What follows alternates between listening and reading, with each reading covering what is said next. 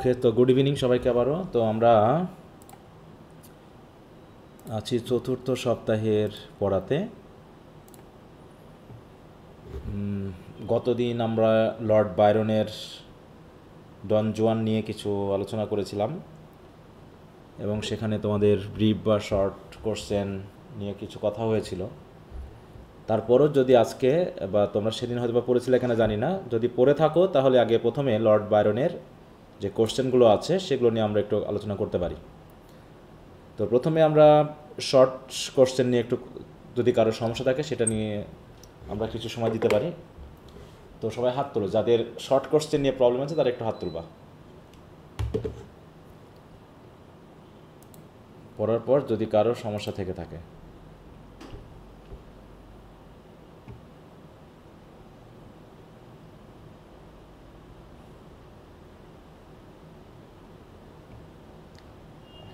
কারো কোনো সমস্যা আছে শর্ট কোশ্চেনে? স্যার।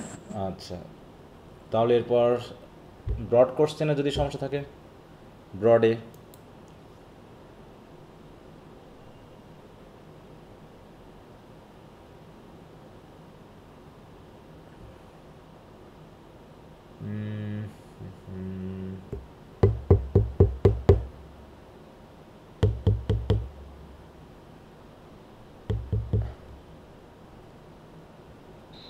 স্যার হ্যাঁ বলো। স্যার যে ব্রড কোশ্চেনের যে 2 নম্বর প্রশ্নটা যে আছে, হুম এই 2 নম্বর প্রশ্নের এই ফিচারটা কি স্যার এই শর্ট কোশ্চেনের 1 নম্বর প্রশ্নের ফিচারটা দেওয়া যাবে? তুমি যদি এখন ব্রড কোশ্চেনে শর্ট কোশ্চেন দিয়ে দাও তাহলে তো সমস্যা। না মানে একটু মিলে যায় তো স্যার, এই জন্য স্যার মানে ফিচারটা শুধু, না আর বাকিটুকু না, যতটুকু আলোচনা সেটা তো আছে দিবা, সেটা তো। সেটা তো তুমি যেমন লিখবা তেমন মার্ক পাবা, তাই না? ব্রড কোশ্চেনে একটা জিনিস লেখা আর শর্ট কোশ্চেনের আলোচনা নিশ্চয়ই এক লেন্থের হবে না, বা একরকম একটু বিশ্লেষণ ধর্মী হবে, তাই না? ইয়াতে তোমার ব্রড জি কোশ্চেনে। স্যার, একটু তো হ্যাঁ বিশ্লেষণ হয়। হ্যাঁ, এখন তো এগুলো বুঝবা না, যখন রেজাল্ট পাবা তখন মনে থাকবে না যে আসলে কি লিখেছিলা আর কি আশা করেছিলা আর কি পেয়েছো। হ্যাঁ, রেজাল্টের পরের সময় তো মনে থাকবে না, পরীক্ষার আগে মনে থাকবে যে স্যার আমি যত শর্ট পারি তত লিখতে পারলে ভালো হয়, পরিশ্রম করার ইচ্ছা থাকে না। পরীক্ষাও দিলা, যা খুশি তাই লিখে আসবা, মনে করবা খুব ভালো হয়েছে। রেজাল্টের সময় এসে আর বুঝবা না যে কী ঘটনা ঘটে গেছে। হুম, তো এই জন্য যদি একটা ভালো মার্ক পেতে চাও, তুমি আসলে কেমন মার্ক পেতে চাও তার মতো করে লিখবা। তুমি কি 3 পেতে চাও, নাকি 2.80, নাকি 2.50, নাকি 3.10, নাকি 3.20, নাকি 3.30, নাকি 3.40? প্রত্যেকটা স্টেপেই আলাদা আলাদা পড়াশোনার ব্যাপার রয়েছে, ঠিক আছে? তো এমন না তুমি যা লিখবা তাতে তুমি ভালো মার্ক পাবা। তো তুমি কতটুকু পরিশ্রম করতে পারছো, তুমি কেমন লিখবা সেটার উপর ডিপেন্ড করে তুমি একটা রেজাল্ট করবা। এইটা হচ্ছে ব্যাপার। হ্যাঁ জি স্যার। হ্যাঁ, এর জন্য তুমি এখন লিখতেও পারো, আমি না বলছি না। এখন সেটা লিখলে পারে কেমন হবে সেটা তুমি নিজেও তো বুঝবা। মনে থাকবে? স্যার শর্ট কোশ্চেনের হিসাব তো আসেই না স্যার, এখানে ব্রডের মধ্যে দেওয়ার কোনো কথাই আসে না। হ্যাঁ, তো ব্রড থেকে শর্ট করো, কিন্তু শর্ট থেকে ব্রড করতে গেলে তুমি ব্রডটা তো বড় করতে পারবে না, পারবা বলো? ওটাকে তো তুমি টেনে টেনে বড় করতে পারবে না। অতএব ব্রড থেকে শর্ট করতে গেলে তখন তুমি কনজেস্টেড করতে পারবে, কিন্তু কনজেস্টেড জিনিস নিয়ে এক্সপ্লেন করে তুমি আবার বড় করতে পারবা, এটা কঠিন হয়ে যাবে। ওই জন্য যেটা শর্ট আছে ওটা শর্টে গুরুত্ব না দিয়ে তুমি ওটার ব্রডে গুরুত্ব দাও, যাতে ব্রডে আসলে তো হলেই, শর্টে আসলেও তুমি যেন ওটাকে দিতে পারো। এই হচ্ছে ব্যাপার, ঠিক আছে? জি স্যার, ঠিক আছে। সবসময় ভাববা যে তুমি যেমন লিখবা তেমন তোমার কিন্তু রেজাল্ট হবে, মনে থাকবে। আর সেকেন্ড ইয়ার কিন্তু খুবই গুরুত্বপূর্ণ সময়, কারণ আমি বারবারই আগে থেকে বলে আসছি যে থার্ড ইয়ার ফোর্থ ইয়ারে গেলে কিন্তু পড়ার চাপ বাড়বে, রেজাল্টও অটোমেটিক কমে আসবে। বেশি করতে হলে আমাকে ফার্স্ট ইয়ার সেকেন্ড ইয়ারেই নাম্বার তুলে নিতে হবে, ঠিক আছে? এটা বারবারই বলা হচ্ছে। ওকে, তো যদি কারো সমস্যা না থাকে তো এটা নিয়ে আর কথা বলছি না। তাহলে আমরা শেলিতে চলে যাব। শেলিতে টোটাল আমরা কয়টা পয়েন্ট পড়েছি বলো তো? শেলিতে দুইটা। এটা দুইটা, তাই না? একটা হচ্ছে স্কাইলার্ক, তাই তো? আর একটা হচ্ছে অ্যাডোনাইজ। তো অ্যাডোনাইজটা তো বেশ লেন্থ, মানে লেন্দি একটা কবিতা, মোটামুটি এটা একটা পাস্টোরাল এলিজি। তো এখানে মোটামুটি 4-5টা ক্লাস আছে। তো তোমরা কি ক্লাসগুলো দেখতে পেরেছো বলো, যারা নতুন আছো? তাদের জন্য বলছি, আর পুরনো যারা আছে তারা তো ক্লাস করেছই। এখন প্রথমে আমরা যদি একটু স্কাইলার্কটা নিয়ে যদি কথা বলি তাহলে কি আসে আসলে। স্কাইলার্ক কবিতা, হ্যাঁ আচ্ছা, এটা তো এত নাইস, এত নাইস, এটা নাইস। স্যার স্যার পিবি শেলির এবিসি পার্টের যে প্রশ্নগুলো সেগুলো ডাউনলোড করা যাচ্ছে না। ডাউনলোড করা যাচ্ছে না কেন, কি সমস্যা হচ্ছে? স্যার ওপেন হচ্ছে কিন্তু ওটা মানে প্রশ্নগুলো ওপেন হচ্ছে না। মানে এই পার্টে যদি আমি ক্লিক করছি তাহলে সামারি চলে আসছে পিবি শেলির, কিন্তু প্রশ্নগুলো আসছে না।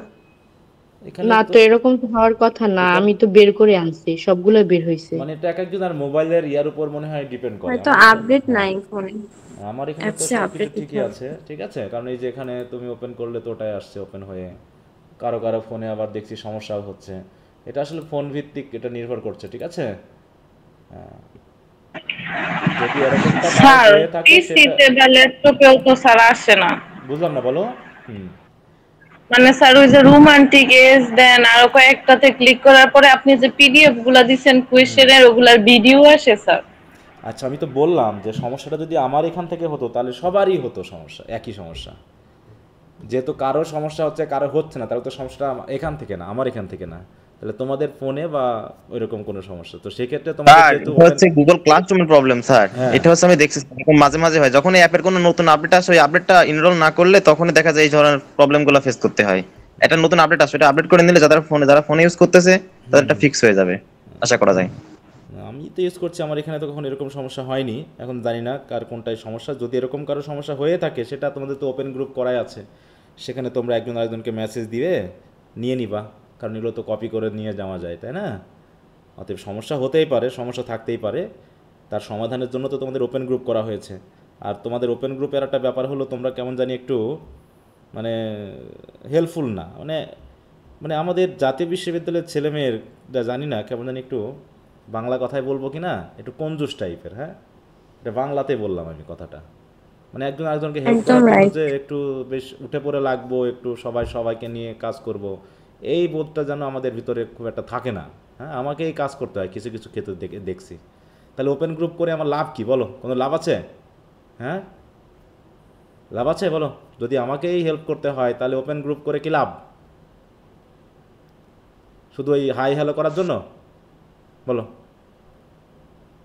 একটা কোশ্চেন আনসার পাচ্ছ না, একজন দিয়ে রাখছে, সবাই দেখতেছে কিন্তু কেউ, অধিকাংশই কেউ কেয়ার করছে না, শেয়ার করছে না। হ্যাঁ, হতে পারে যে হয়তো সেই পরিস্থিতিতে নেই, হ্যাঁ, কিন্তু কেউ না কেউ তো দেওয়া যেতে পারে। এই সমস্যাগুলো তোমাদের আমি খুব দেখলাম, তাতে মনে হচ্ছে ওপেন গ্রুপের আমার কোনো প্রয়োজন নাই, একটা গ্রুপই যথেষ্ট, কারণ তোমরা সবাই আমার সাথেই যোগাযোগ করে যখন সমস্যা মেটাচ্ছ তখন তোমাদের খুব একটা প্রয়োজন আছে বলে আমার কাছে মনে হয় না। আছে বলো? তো যেহেতু সমস্যা হচ্ছে মেসেজ দিবা, যদি মনে হয় যে মোবাইলে আপডেট করে নিবা তাতেও সমস্যা হচ্ছে না। অনেকে গুগল ড্রাইভে দেখি আপডেট না থাকলে সমস্যা করে, যে ওপেনই হয় না, ওখানে মেসেজে লেখাই থাকে যে তোমার গুগল ড্রাইভের সমস্যা আছে। আবার কখনো কখনো মোবাইল মেমোরির উপর ডিপেন্ড করে, কখনো কখনো নেটওয়ার্কের উপরও ডিপেন্ড করে, ঠিক আছে। তো অনেক কিছু ব্যাপার রয়েছে, যেহেতু যার যার এলাকা ভিত্তিক এগুলো ভিন্ন ভিন্ন হতে পারে, মোবাইল ভিত্তিক ভিন্ন ভিন্ন হতে পারে। তো সমস্যা হলে সমাধানটা করে নিবা দ্রুত, কিন্তু পড়া বাদ দিয়ে না, ঠিক আছে। তো যে সমস্যা হচ্ছে তাই আর পড়লাম না এমন বললে পারে হবে না। যে তৎকালীন সময়ে ওই পড়া পারি না তাই বইয়ের পাতা ছিঁড়ে রেখে দিতাম, মানে আমি রেখে দিতাম না, অনেকে বলতো আর কি, বাবারা নাকি ওই রেখে দিত বইয়ের পাতা ছিঁড়ে, গিয়ে স্কুলে গিয়ে বলতো যে আমার এই বইয়ে পেজ নেই তাই পড়তে পারিনি। বুঝতে পারছো? তা তারা ফাঁকি দিয়েছে, তাদের অবস্থা তেমনভাবেই চলছে। সুযোগ যে ছিল তা না পড়াশোনা করার। হ্যাঁ, আমি আমার দাদুকে বলছিলাম কি জানো, যে আমার যে আবুল মাল মুহিত বাংলাদেশের অর্থনীতি যে মন্ত্রী ছিলেন, হ্যাঁ, তার বয়স ছিল আমার দাদু। জি স্যার। হ্যাঁ, তা সে যদি পড়াশোনা করে এরকম উচ্চশিক্ষিত হতে পারে, আমার দাদু কেন করেনি? তাহলে আমার বাবা কেন করলো না? কারণ করার ইচ্ছা জাগেনি তাই করেনি। এমন না যে করার সুযোগ ছিল না ওই সময়, ওইরকমও ওই সময়ও উচ্চশিক্ষা নেওয়ার সুযোগ ছিল। হ্যাঁ, তো ওই জন্য সুযোগ বুঝে, মানে কি বলবো, অজুহাত না দেখিয়ে তোমাকে তোমার মতো করে এগিয়ে যেতে হবে। হ্যাঁ, ওকে।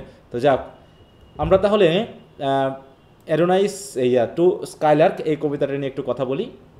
এই কবিতার সাথে কোন কবিতার মিল আছে? তোমরা তো এখনো জন কিটস পড়োইনি, আমরা যেহেতু স্কাইলার্ক পড়তেছি। তাহলে শেলির কি কোনো কবিতা পড়েছিলাম আমরা, বলো তো? জি স্যার। ফার্স্ট ইয়ারে পড়েছিলাম, তাই না? কবিতার নাম কি? হ্যাঁ, ode to west wind, ode to the west wind. সেখানে আসলে উদ্দেশ্য কী ছিল? ওড টু দ্য ওয়েস্ট উইন্ডের উদ্দেশ্য কী ছিল বলো? End the old and bring new. হ্যাঁ, তাই তো, নিউ মিলেনিয়াম, তাই তো, মিলেনিয়াম সৃষ্টি করা, নতুন যুগের সৃষ্টি করা, তাই তো। যত দুর্নীতি, যত অপরাধ, যত কুপ্রথা, এইগুলোকে দূরীভূত করে কিভাবে একটা মানুষের বসবাসযোগ্য নতুন সমাজ গঠন করা যায়, এটা নিয়ে ছিল তাদের উদ্দেশ্য। আর এই স্কাইলার্কের কবিতাতে আমরা যেটা পাবো সেটা হচ্ছে কি বলো? Sir heavenly spirit. হ্যাঁ, মানে মূল কথা হলো আমরা মানুষেরা পৃথিবীর, হ্যাঁ, এই বিভিন্ন কষ্টে, দুঃখে, পরিশ্রমে, ব্যথা বেদনায় জর্জরিত হয়ে যে কষ্ট পাচ্ছি, সেই কষ্ট থেকে মুক্তি পাওয়ার আকাঙ্ক্ষা প্রকাশ করেছে এই স্কাইলার্ক কবিতাতে। বুঝতে পেরেছো? এই স্কাইলার্ককে দেখানো হয়েছে কি একটা হ্যাপি বার্ড হিসাবে, তাই না? একটা সুখী পাখি হিসাবে বা স্পিরিট হিসাবে। কবির মতে সে যেন কি জানে না বলো? সে যেন দুঃখ কষ্ট কিচ্ছু জানে না, তার কোনো দুঃখ কষ্ট নেই। সে সেই পৃথিবীর শুরু থেকে যেমন আনন্দে গান করত, এখনও সেই পাখি ওইভাবে আনন্দে গান করে। তা কবি বিভিন্নভাবে প্রথমে ওই পাখিটাকে কি করেছে? তুলনা করেছে বিভিন্ন বিষয়ের সাথে, যে পাখিটা হচ্ছে হিডেন অবস্থায় আছে, কিন্তু হিডেন থেকেও তার যে সুরেলা, তাই তো, যে মিউজিক, তাই তো, সেই মিউজিক আমাদের কাছে এত আকর্ষণীয় মনে হয় যে কবির কাছে মনে হচ্ছে যে ওই স্কাইলার্ক পাখি যে সুখে গান করছে, এই গানটা করার পিছনে যে কিছু তার যে আশীর্বাদ আছে, তাই না, তার যে কারণ আছে, সেই কারণ যদি একটু শিখে নিতে পারতাম, তাহলে আমিও ওইরকম স্কাইলার্ক পাখির মতো সুখে আনন্দে গান করে বেড়াতে পারতাম। ঠিক আছে? যে কি কি কারণে, হ্যাঁ, কি এত মানে আনন্দ স্কাইলার্ক পাখির রয়েছে যে সে এত সুন্দর, হ্যাঁ, সুন্দর মানে কি বলবো, আনন্দের জয়ফুল মিউজিক সে ক্রিয়েট করতে পারে। And with the help of those music, ঠিক আছে তো, the poet can remove all the worldly affairs, pains, হ্যাঁ, যত রকমের আছে সব কিছুকে সে দূরীভূত করে সে হয়তো বা কিছু হলেও, কিছু মুহূর্তের জন্য হলেও he could be able to live a happy life. এরকম একটা বিষয়কে বোঝানোর জন্যই মেনলি এই কবিতাটাকে অ্যাড্রেস করা হয়, মানে এই পাখিটাকে অ্যাড্রেস করা হয়েছে। তো দেখো এখানে যেটা বলা হয়েছে, যেখানে বলছে এই কবিতায় মেনলি কী করেছেন কবি? The poet's admiration for the skylark's ethereal beauty and joyous song. হ্যাঁ, এদারেল মানে কি? Airy beauty.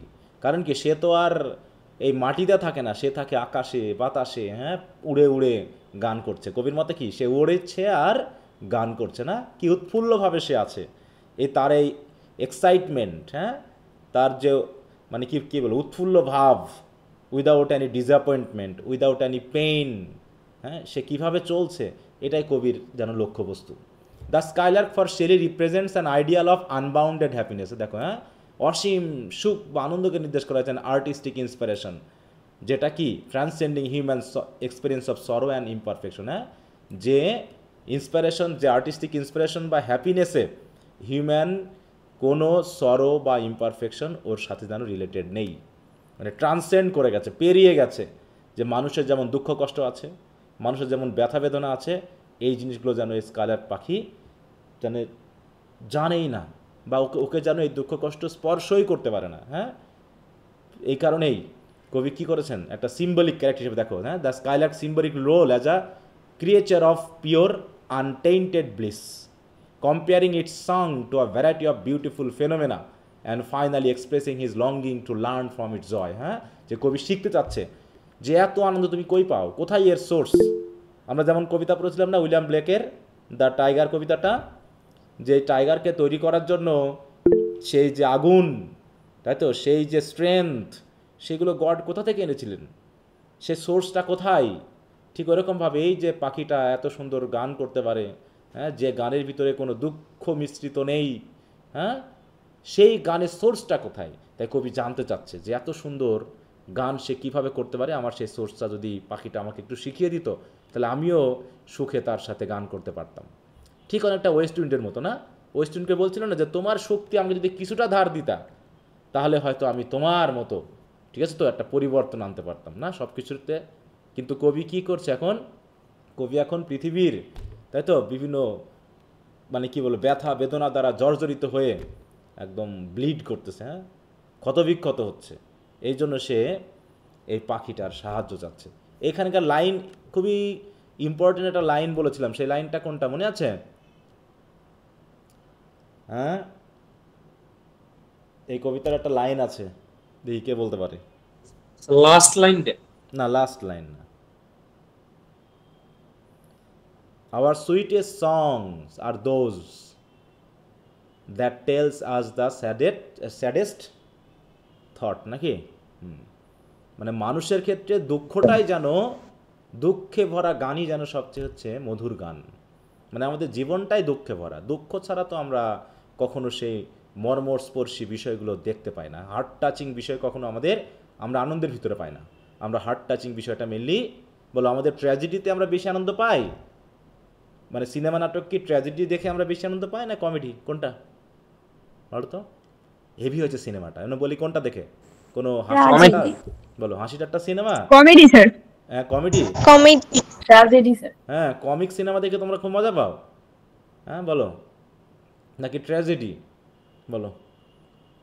তোমরা এখন বলো। স্যার ট্র্যাজেডি মনে থাকে বেশি, মনে একটা সেটা বললাম যে তোমাদের টাচ করে কোনটা বিশেষ করে। হ্যাঁ, এই যে আমরা যে 5টা ড্রামা পড়েছি এর ভিতরে সবচেয়ে ভালো ড্রামা কোনটা এখন নাম করে? অ্যাজ ইউ লাইক ইট খুব এনজয় করেছো? না স্যার। তারপরে লায়ন এন্ড দ্য জুয়েল? না। তাহলে কোনটা? ইডিপাস। হ্যাঁ, ইডিপাস এবং রাইডার যে আমাদের হৃদয়কে স্পর্শ করে গেছে।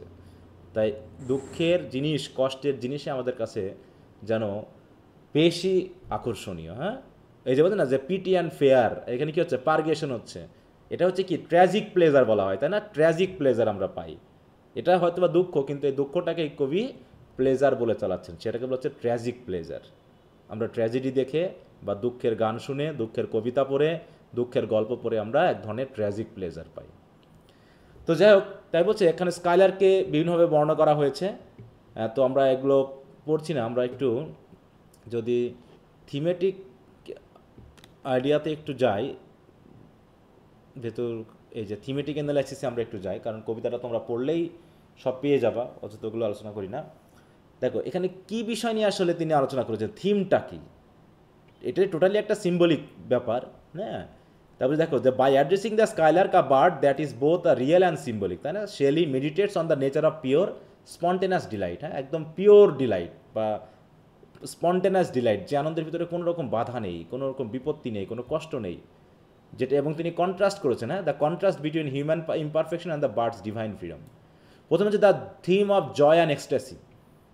প্রথম কয়েকটা স্ট্রেঞ্জাতে আমরা দেখব যে কবি ওই পাখিকে অ্যাড্রেস করেছে, কি হিসাবে অ্যাড্রেস করা হয়েছে বলো তো?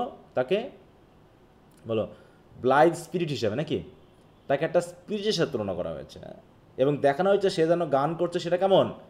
আনপ্রিমেডিটেটেড আর্ট, এবং সে গানটা করছে কেমন? স্পন্টেনাসলি, তাই না? স্পন্টেনাসলি, যেন আগে থেকে কোনো রকম শেখার প্রয়োজন হয়নি, বা কোনো রকম চেষ্টা বা প্রচেষ্টার যে ঘাম ঝরানো ভাব, এরকম কিছু তার কাছে মনে হচ্ছে না।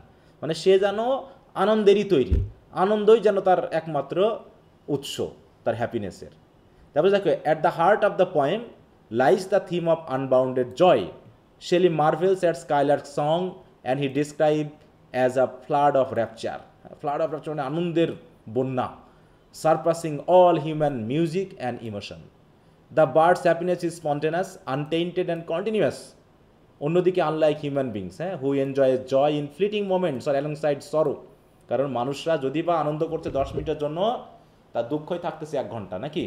এবং যে আনন্দের উৎসগুলো আমাদের আছে, সে আনন্দের উৎসগুলো শেষ হয়ে যাওয়ার সাথে সাথে আমরা দুঃখে নিমজ্জিত হয়ে যাই। হ্যাঁ, কিছুক্ষণের জন্য আমরা হয়তো আনন্দ বোধ করি, এবং এটা হচ্ছে ফ্লিটিং মোমেন্ট। হিউম্যান এক্সপিরিয়েন্স হচ্ছে কি? Joy of fleeting moments. The skylark, কিন্তু অন্যদিকে the skylark embodies pure and untroubled bliss.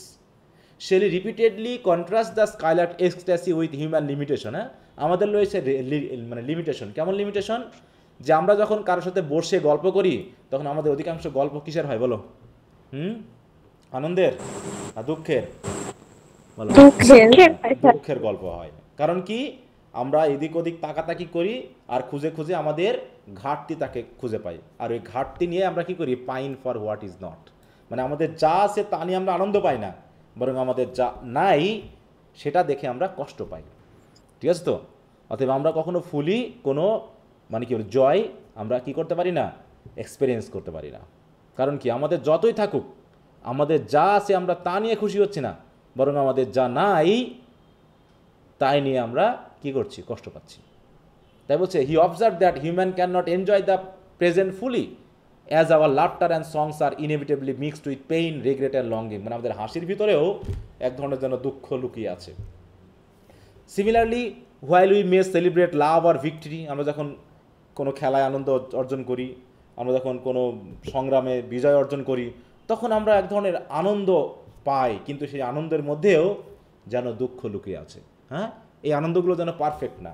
কিন্তু the skylark sings from a state of innate delight unaffected by human anxiety আর সরো।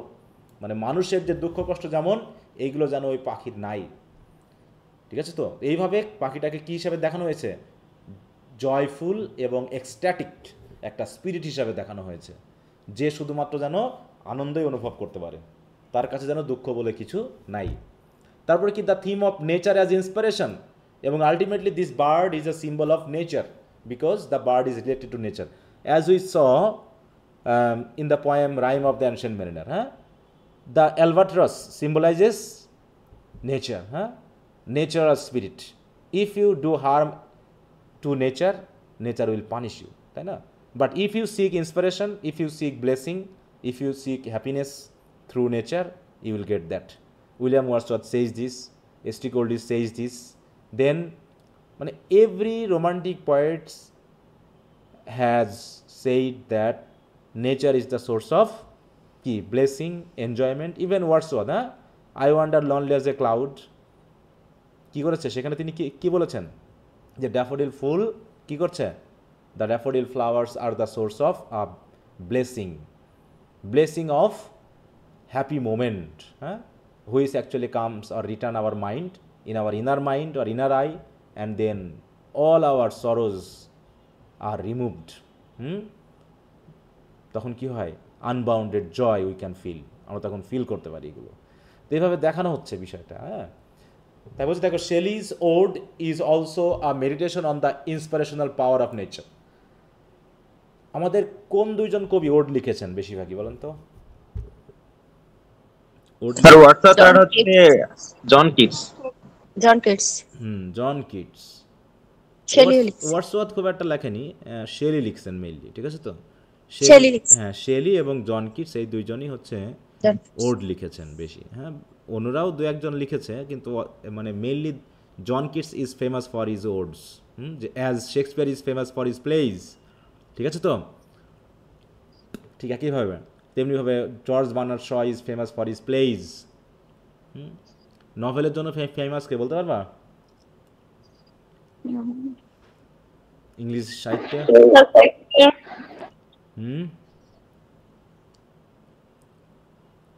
নভেলের জন্য ফেমাস হচ্ছে Thomas hardy, বুঝতে পারছো? তিনি অনেকগুলো লিখেছেন এবং সবগুলো প্রায় বিখ্যাত। নামটা আরেকবার বলেন স্যার। তোমরা থার্ড ইয়ারে পাবে এখন, থমাস হার্ডি। হ্যাঁ, তোমরা কি সেকেন্ড ইয়ারে আমরা ইতিহাসে পড়লাম না থমাস হার্ডি নভেলিস্ট? জি স্যার। আচ্ছা, তাই বলছে দেখো, the skylark is not merely a bird, it is a symbol of the creative spirit found in the natural world. হ্যাঁ, the poet compares the skylark to various natural and artistic images. দেখো, তাকে তুলনা করা আছে কি হিসাবে, glow একটা warm হিসাবে, রোজ হিসাবে, তাই না? পোয়েটের সাথে তুলনা করা হয়েছে কি বোঝানোর জন্য বলো তো এদেরকে? হিডেননেস, না? The hiddenness of the bird is being presented through different images of poet or girls or any worm or insect. হ্যাঁ, যারা লুকিয়ে থাকে, কিন্তু লুকিয়ে থাকলেও তারা এক ধরনের ফ্র্যাগ্রেন্স অথবা এক ধরনের বিউটি তারা কিন্তু প্রকৃতির মধ্যে ছড়িয়ে দেয়। তো স্কাইলার্কের অবস্থাও তাই। স্কাইলার্ককে হয়তো আমরা দেখতে পাচ্ছি না, কিন্তু তারপরও তার সং কি করছে, পুরো প্রকৃতিকে আন্দোলিত করছে, না? বলছে through this metaphor Shelley conveys that nature's beauty surpass human art in its authenticity and depth. মানুষ কখনো নেচারের পর্যায়ে আসতে পারবে না, তাই না? যত সে আর্টিফিশিয়াল অনেক কিছু করুক না কেন, দেখতে হয়তো নেচারের থেকেও ভালো লাগতে পারে, কিন্তু নেচারের মতো এত জীবন্ত তো আর হওয়া সম্ভব না। সম্ভব কি বলো? তাই বলছে while poets, musicians, artist try to replicate the harmony of the natural world, they are constrained by human limitations. তারপরেও আমাদের যে লিমিটেশন আছে সেই লিমিটেশন দ্বারা কিন্তু আমরা মোটামুটি বাধাগ্রস্ত হয়ে আছি। হ্যাঁ, আমরা সেই পর্যায়ে পৌঁছাতে পারছি না, প্রাকৃতিক পরিবেশে যে হ্যাপিনেসটা পাওয়া যায়, যে ফ্রিডমটা পাওয়া যায়, সেটা যেন আমরা ওটার কাছে পৌঁছাতেই পারছি না, তাই না? তাই বলছি দেখো, nature in Shelley's view is both a source of aesthetic pleasure and a spiritual teacher, offering glimpses of truth and happiness beyond the reach of ordinary human experience. The theme of human limitation, এটা তো সবচেয়ে বেশি করে দেওয়া আছে না, যে আসলে স্কাইলার্ক পাখিটাকে কন্ট্রাস্টিং একটা সিম্বল হিসেবে ব্যবহার করা হয়েছে, just to indicate how imperfect or unhappy human life is, তাই না? যেমন করে আমরা কি প্রত্যেকটা বিষয়ের সাথে একটা কন্ট্রাস্ট নিয়ে আসি, তাই না? আলোর বিপরীতে অন্ধকার কি আরো বেশি গভীর না, বলো তো, ডিপ না? জি স্যার। ঠিক একইভাবে চাঁদের আলো কি দিনে বেশি দেখা যায় না রাতে? চাঁদের আলো রাতে। হ্যাঁ, রাতে। কেন? কারণ রাতটা অন্ধকার হয়, চাঁদের আলো বেশি উজ্জ্বল হয়ে ওঠে। ঠিক ওইরকমভাবে আমরা যত বেশি স্কাইলার্কের হ্যাপিনেসের দিকে তাকাচ্ছি, তত বেশি আমাদের দুঃখটা আরো বেশি উজ্জ্বল হয়ে উঠতেছে, আমাদের সাথে আরো বেশি ভিজিবল হয়ে উঠতেছে, তাই না?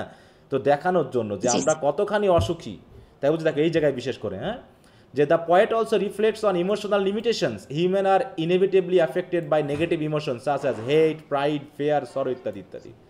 কিন্তু দেখো, yet if we could scorn hate or pride and fear, if we are things born not to shed a tear. হ্যাঁ, মনে করো যে আমরা দুঃখ কষ্ট জানিই না, আমরা চোখের জল ঝরানোর জন্য হয়তো আমাদের জন্ম হয়নি, এরকমটা হলেও তারপরেও হয়তো বা আমরা ওই স্কাইলার্ক পাখির যে এক্সট্যাটিক ফিলিং, সেই পর্যায়ে যেন আমরা পৌঁছাতেই পারবো না। আমাদেরকে হ্যাপি বিং হিসাবে তৈরি করা হলেও আমরা হয়তো ওই পর্যায়ের হ্যাপিনেস পেতে পারবো না যে হ্যাপিনেসটা ওই স্কাইলার্ক ফিল করতে। হ্যাঁ, তারপরে দেখো, Shelley acknowledges that even a hypothetical human free, দেখো, human free from flaws might still far short of the skylark's ecstatic state. The theme reinforces the romantic fascination with idealized transcendent joy, the poet's longing to surpass ordinary human experience through imagination and art. এছাড়াও দেখো, the theme of poetry and artistic inspiration, এটা তো আছেই, যেহেতু এখান থেকে আমরা কি চাচ্ছি, আমরা কিছু শিখতে চাচ্ছি, তাই সেটা বলতে দেখো, হ্যাঁ, যে এখানে মেনলি দেখো, skylark song become an emblem or প্রতীক of poet's inspiration, spontaneous, pure and boundless. Shelley aspired to capture even a fraction of the bird's joy. বলছে না, যদি অল্প একটু তুমি আমাদেরকে শিখিয়ে দাও, তারপরে হয়তো ওইটুকুকে দিয়েই আমরা আমাদের এই বিশাল দুঃখ কষ্টকে কমাতে পারবো, তাই না? তাই বলছে, Shelley aspired to capture even a fraction of the skylark's joy in his own poetry, acknowledging the gap between the perfection of nature and the imperfection of human arts. যেমনটা এখানে বলা হয়েছে শেষের স্টেঞ্জে, না? In the closing stanza he pleads, teach me half the gladness that thy brain must know, such harmonious madness from thy lips would flow. তাহলে তুমি যদি আমাকে তোমার যে গ্ল্যাডনেস, তোমার যে হ্যাপিনেস, তার থেকে যদি তুমি অল্প একটু আমাকে শিখিয়ে দাও, তাহলে আমার মাথা থেকে, হ্যাঁ, এমন মানে সুখ বার হবে, ঠিক আছে তো, যেটা মানে বলে আমি বোঝাতে পারবো না। তাই বলতে দেখো, হ্যাঁ, যে such harmonious madness from my lips would flow, তাহলে তোমার যে ম্যাডনেস, তোমার যে সুখ, সেই সুখের ধ্বনি আমার ঠোঁট দিয়েও বার হবে যদি তুমি আমাকে তোমার অল্প একটু আমাকে শিখিয়ে দাও। হেয়ার শেলি কী করছে, ইন্সপিরেশন পাচ্ছে না প্রকৃতির কাছ থেকে, হ্যাঁ, যে Shelley emphasizes the theme of poetic inspiration. The poet seeks to emulate nature's effortless harmony and transfer. দেখো, আমরা যখন ওয়েস্ট উইন্ড পড়ছিলাম, তখনও কি কবি কি ওয়েস্ট উইন্ডের কাছ থেকে কি হেল্প চাচ্ছিলেন না? বলো, চাচ্ছিল তো নাকি? জি স্যার।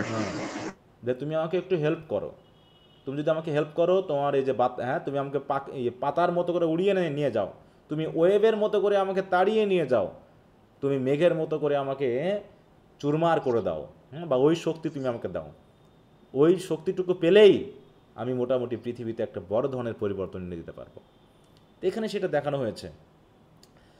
এছাড়াও দেখো, the theme of transcendence and the ideal, হ্যাঁ, যে আমরা কোন জিনিসটাকে আসলে আইডিয়াল মনে করি। হ্যাঁ, জন কিটস পড়তে গেলে আমরা আসলে একটু ভালো জিনিস পেতাম, কিন্তু এখানে তিনি ওই স্কাইলার্ককে আলটিমেটলি কী করলেন, পারফেকশনের একটা প্রতীক হিসাবে ধরলেন। কিন্তু জন কিটস কি আর্টকে পারফেকশনের, মানে হিউম্যান বিংয়ের পারফেকশনের বিষয় হিসেবে দেখিয়েছে, নাকি ওদের লিমিটেশনটা দেখিয়েছে শেষ পর্যন্ত? বলো তো।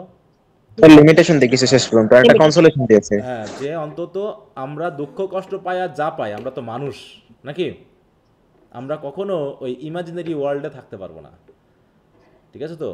তারপর দেখো, underlying all this motifs is the romantic theme of transcendence, মানে সব কিছুর মধ্যে প্রবেশ করা, গভীরে যাওয়া, এবং গভীরে গিয়ে সে গভীরতা ফিল করতে পারা। তাই বলছে দেখো, the skylark is more than a bird, এই যে একটা গভীরতা, হ্যাঁ, যেন তাকে বার্ড হিসাবে কবি দেখছেন না, বরং তার থেকে একটা বড় কিছু হিসেবে দেখছে।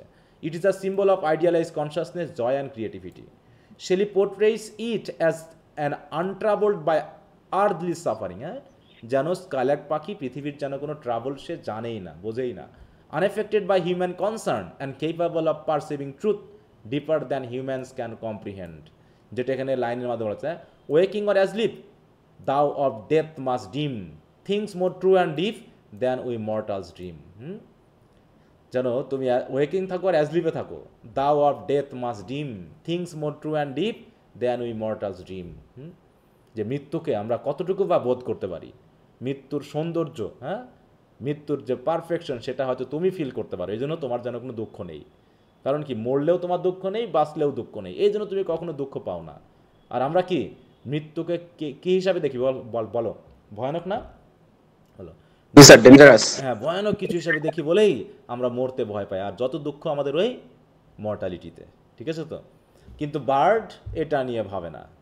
তাই বলছে দেখো, the bird embodies a perfection of mind and spirit that transcend the limit of time, mortality and human experience. হ্যাঁ, this theme reflects the romantic preoccupation with the unattainable ideal. মানে আমরা মানুষেরা মারা যাব, আমরা আমাদের লক্ষ্যে কখনোই পৌঁছাতে পারবো না, এখান থেকে আমাদের যত দুঃখ কষ্ট, এত তাড়াহুড়ো কিসের জন্য বলো? আমরা সব কিছু তাড়াহুড়ো করি কেন বলো তো? সব কিছুতে আমাদের একটা তাড়াহুড়ো, কারণ কি, আমাদের টাইম হচ্ছে লিমিটেড না? We are here for a time being, limited time, and we can not stay for ever. আমরা এখানে সারা জীবন থাকতে পারবো না। So we always try to be quick in gaining everything, ঠিক আছে, so that we can get everything in time and can enjoy, because very soon we will be aging, and we will lose the vitality or strength to enjoy anything from nature. তাই যেহেতু আমরা পারবো না, তাই আমরা খুব তাড়াহুড়ো করি, এটা করতে হবে তাড়াহুড়ো, ওটা করতে হবে তাড়াহুড়ো করে, হ্যাঁ, সব কিছুর মধ্যে তাড়াহুড়ো, হ্যাঁ, অনেক টাকা ইনকাম করতে হবে, অনেক বাড়ি গাড়ি করতে হবে, অনেক কিছু করতে হবে, অনেক ভালো থাকতে হবে, অনেক খাইতে হবে, অনেক পড়তে হবে, হ্যাঁ, মনে হচ্ছে যেন সময় আজকেই শেষ, এরকম আর কি ভাব একটা, না? তারপরে the skylark represent the perfection of emotion and artistic expression toward which humanity strives but can never fully attend. যে হিউম্যান আমরা চেষ্টা করি, কিন্তু কখনোই আমরা অ্যাটেন্ড করতে পারি না। তো যাই হোক, এভাবে কবি বিভিন্নভাবে একটা পাখিকে মানে কি রিপ্রেজেন্টেটিভ হিসাবে ধরেই তিনি কিন্তু তার মানে কি বলবো আইডিয়ালগুলোকে তুলে ধরার চেষ্টা করেছেন। তা কবিতাটা নিশ্চয়ই সবাই দেখেছো নাকি? কবিতা পড়েছো? তো এটুকু একটা আলোচনা করলাম। এখন যদি কেউ এই কবিতার উপরে যে প্রশ্নগুলো আছে, যদি এই কবিতার উপরে যদি যে প্রশ্নগুলো আছে সেগুলো নিয়ে যদি কারো কোনো সমস্যা থাকে, পড়েছো কিনা বলো আগে? প্রশ্ন কি পড়তে পেরেছো? স্যার প্রশ্ন পড়ি নাই স্যার। এখনো পড়োনি? কবে পড়বা? স্যার লর্ড বাইরন পড়তেছিলাম স্যার, ব্রড কোশ্চেন। আচ্ছা, তাহলে অ্যাটেন্ডেন্স নিয়ে আমরা একটু কথা বলি। স্যার আমার হচ্ছে যে লর্ড বাইরনের যেটা হচ্ছে ডন ওয়ানের যে ক্যারেক্টারিস্টিক আছে, বাইরনের যে হিরো আছে, ওইটা একটু লাস্ট একটু বলে দিন তো, ব্রডে যেটা। আচ্ছা, আসছি। স্যার প্রথম প্রশ্নটা একটু প্রথম দিক দিয়ে স্যার একটু যদি একবার মানে রিডিং দিয়ে দিতেন একটু স্যার ভালো হতো। এতক্ষণ ধরে অপেক্ষায় ছিলাম ওইগুলো শোনার জন্য, তোমরা এখন শেলি পড়তে এসেছে, এখন বারেনের কথা মনে পড়তেছে। তা আমি তো বললামই বারবার যে যদি কারো সমস্যা, হ্যাঁ, আমি তো ওখানে ছিলামই, তোমরা তো কেউ বললাম না, বলো না, হলো 5 মিনিট অপেক্ষা করেছি ওই জায়গায়। স্যার আমি পরে জয়েন করছিলাম। তো পরে জয়েন করো, স্যার আমি একটু 10 মিনিট লেট হয়ে গেছে স্যার। ইলেকট্রিসিটি ছিল না এখানে স্যার, অনেক ডিস্টার্ব করতেছে ইলেকট্রিসিটি। আচ্ছা ঠিক আছে।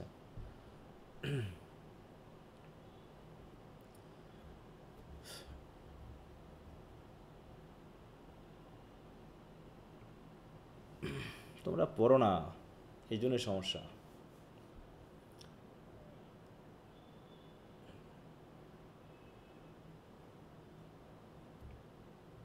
আমরা একটু এটা সামাইটা একটু দেখি। তোমাদের পড়াশোনা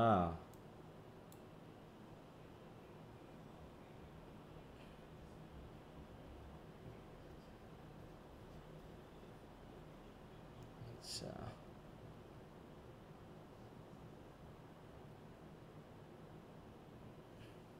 কতগুলো স্টেঞ্জা আছে বলো এটাতে? অ্যাডোনাইস কত? স্যার 55। দেখো 55 স্টেঞ্জা আছে, তাই তো এখানে। এই কবিতাটা কার উদ্দেশ্যে লেখা হয়েছে বলো? John Keats. On the death of John Keats. তো এখানে মেইনলি সেই এলিজি রিটার্নার কাউন্টি চার্জিয়ার্ডের মতোই এখানে দেখানো মোর্নিং করা হয়েছে জন কিটসের মৃত্যুতে। তবে কবিতাতে জন কিটসের কথা কি একবার এসেছে বলো? না স্যার। তাহলে ওখানে মেইনলি অ্যাডোনাইস এই নামটাকে ব্যবহার করা হয়েছে, যেটা ছিল গ্রিক মিথোলজির অ্যাডোনিস, তাই তো, এই এক ধরনের ইউথকে কেন্দ্র করে। তো পুরো কবিতাটাই আসলে সিম্বলিক্যাল। এখানে যেটা দেখানো হয়েছে যে আসলে যে একজন কবি তার ইমাজিনারি পাওয়ার দিয়ে কিভাবে এরকম একটা লাইফ লাইক কী করতে পারে, সৃষ্টি করতে পারে। তো এখানে পুরোটাই গল্প দেখানো হয়েছে যে John Keats as a young poet dies very soon, and not only the poets, not only the human beings, even every object of nature is mourning. But we know that at the very beginning the poet is addressing the mother of Adonais. Who is the mother here? Urania. Urania. Urania is the mother of John Keats or Adonais. Why Urania has been called as the mother of Adonais? What is the reason? Sir, she's a muse. Because She's a muse of. Urania is supposed to be the muse of poetic inspiration. So each and every poet is the son or offspring of Urania because they get inspiration from them. So here we also get that John Keats is the youngest child of Urania, but he has been killed. Keats has not died naturally, rather he has been killed. How he has been killed? With a bow, arrow. Adonais has been killed with a bow. Or why? How he has been killed? By an unknown key. Killers. But here the unknown killer is symbolically referred to as the critic. A critic who has criticized Keats' poems, and it seems to the poet Shelley that Keats has got hurt and so he has died. সে মারা গেছে। অতএব it is not a normal death, it is a murder, it is a killing. And he has been taken, the person or the critic, as responsible for the death of John Keats or Adonais. And Adonais has been praised in such a way that Shelley has taken every bit of cautiousness or caution to represent or to tell or present every objects of nature to be mourning for Keats. সবাই কি করতেছে বলো?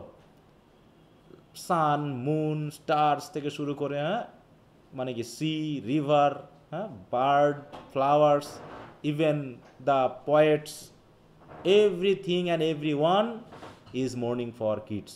কিডসের জন্য কি করছে যে, বা অ্যাডোনাইসের জন্য কি করছে বলো? মর্নিং করতেছে। মেইনলি এখানে যত বর্ণনা না, মর্নিংটাই অনেক বর্ণনা, ইকো থেকে শুরু করে ডেথ নিজেও বলছে না যে ডেথ নিজেও হতবাক হয়ে গেছে। এমনকি করাপশন মানে the very entity which will make our body destroy or damaged and mixed it with dust. মানে আমাদের বডিকে ধ্বংস করে যে ধুলার সাথে মিশিয়ে দিবে তাকে করাপশন বলা হয়েছে। সে করাপশনও কি জন কিটসের মৃত্যুতে শোক করতেছে, যে সেও হতবাক যে why this asset has been destroyed. যদি সে আরও বেঁচে থাকতো তাহলে জন কিটস আরও কত না কবিতা লিখতো। মাত্র কত বছর বয়সে মারা গেছে তিনি?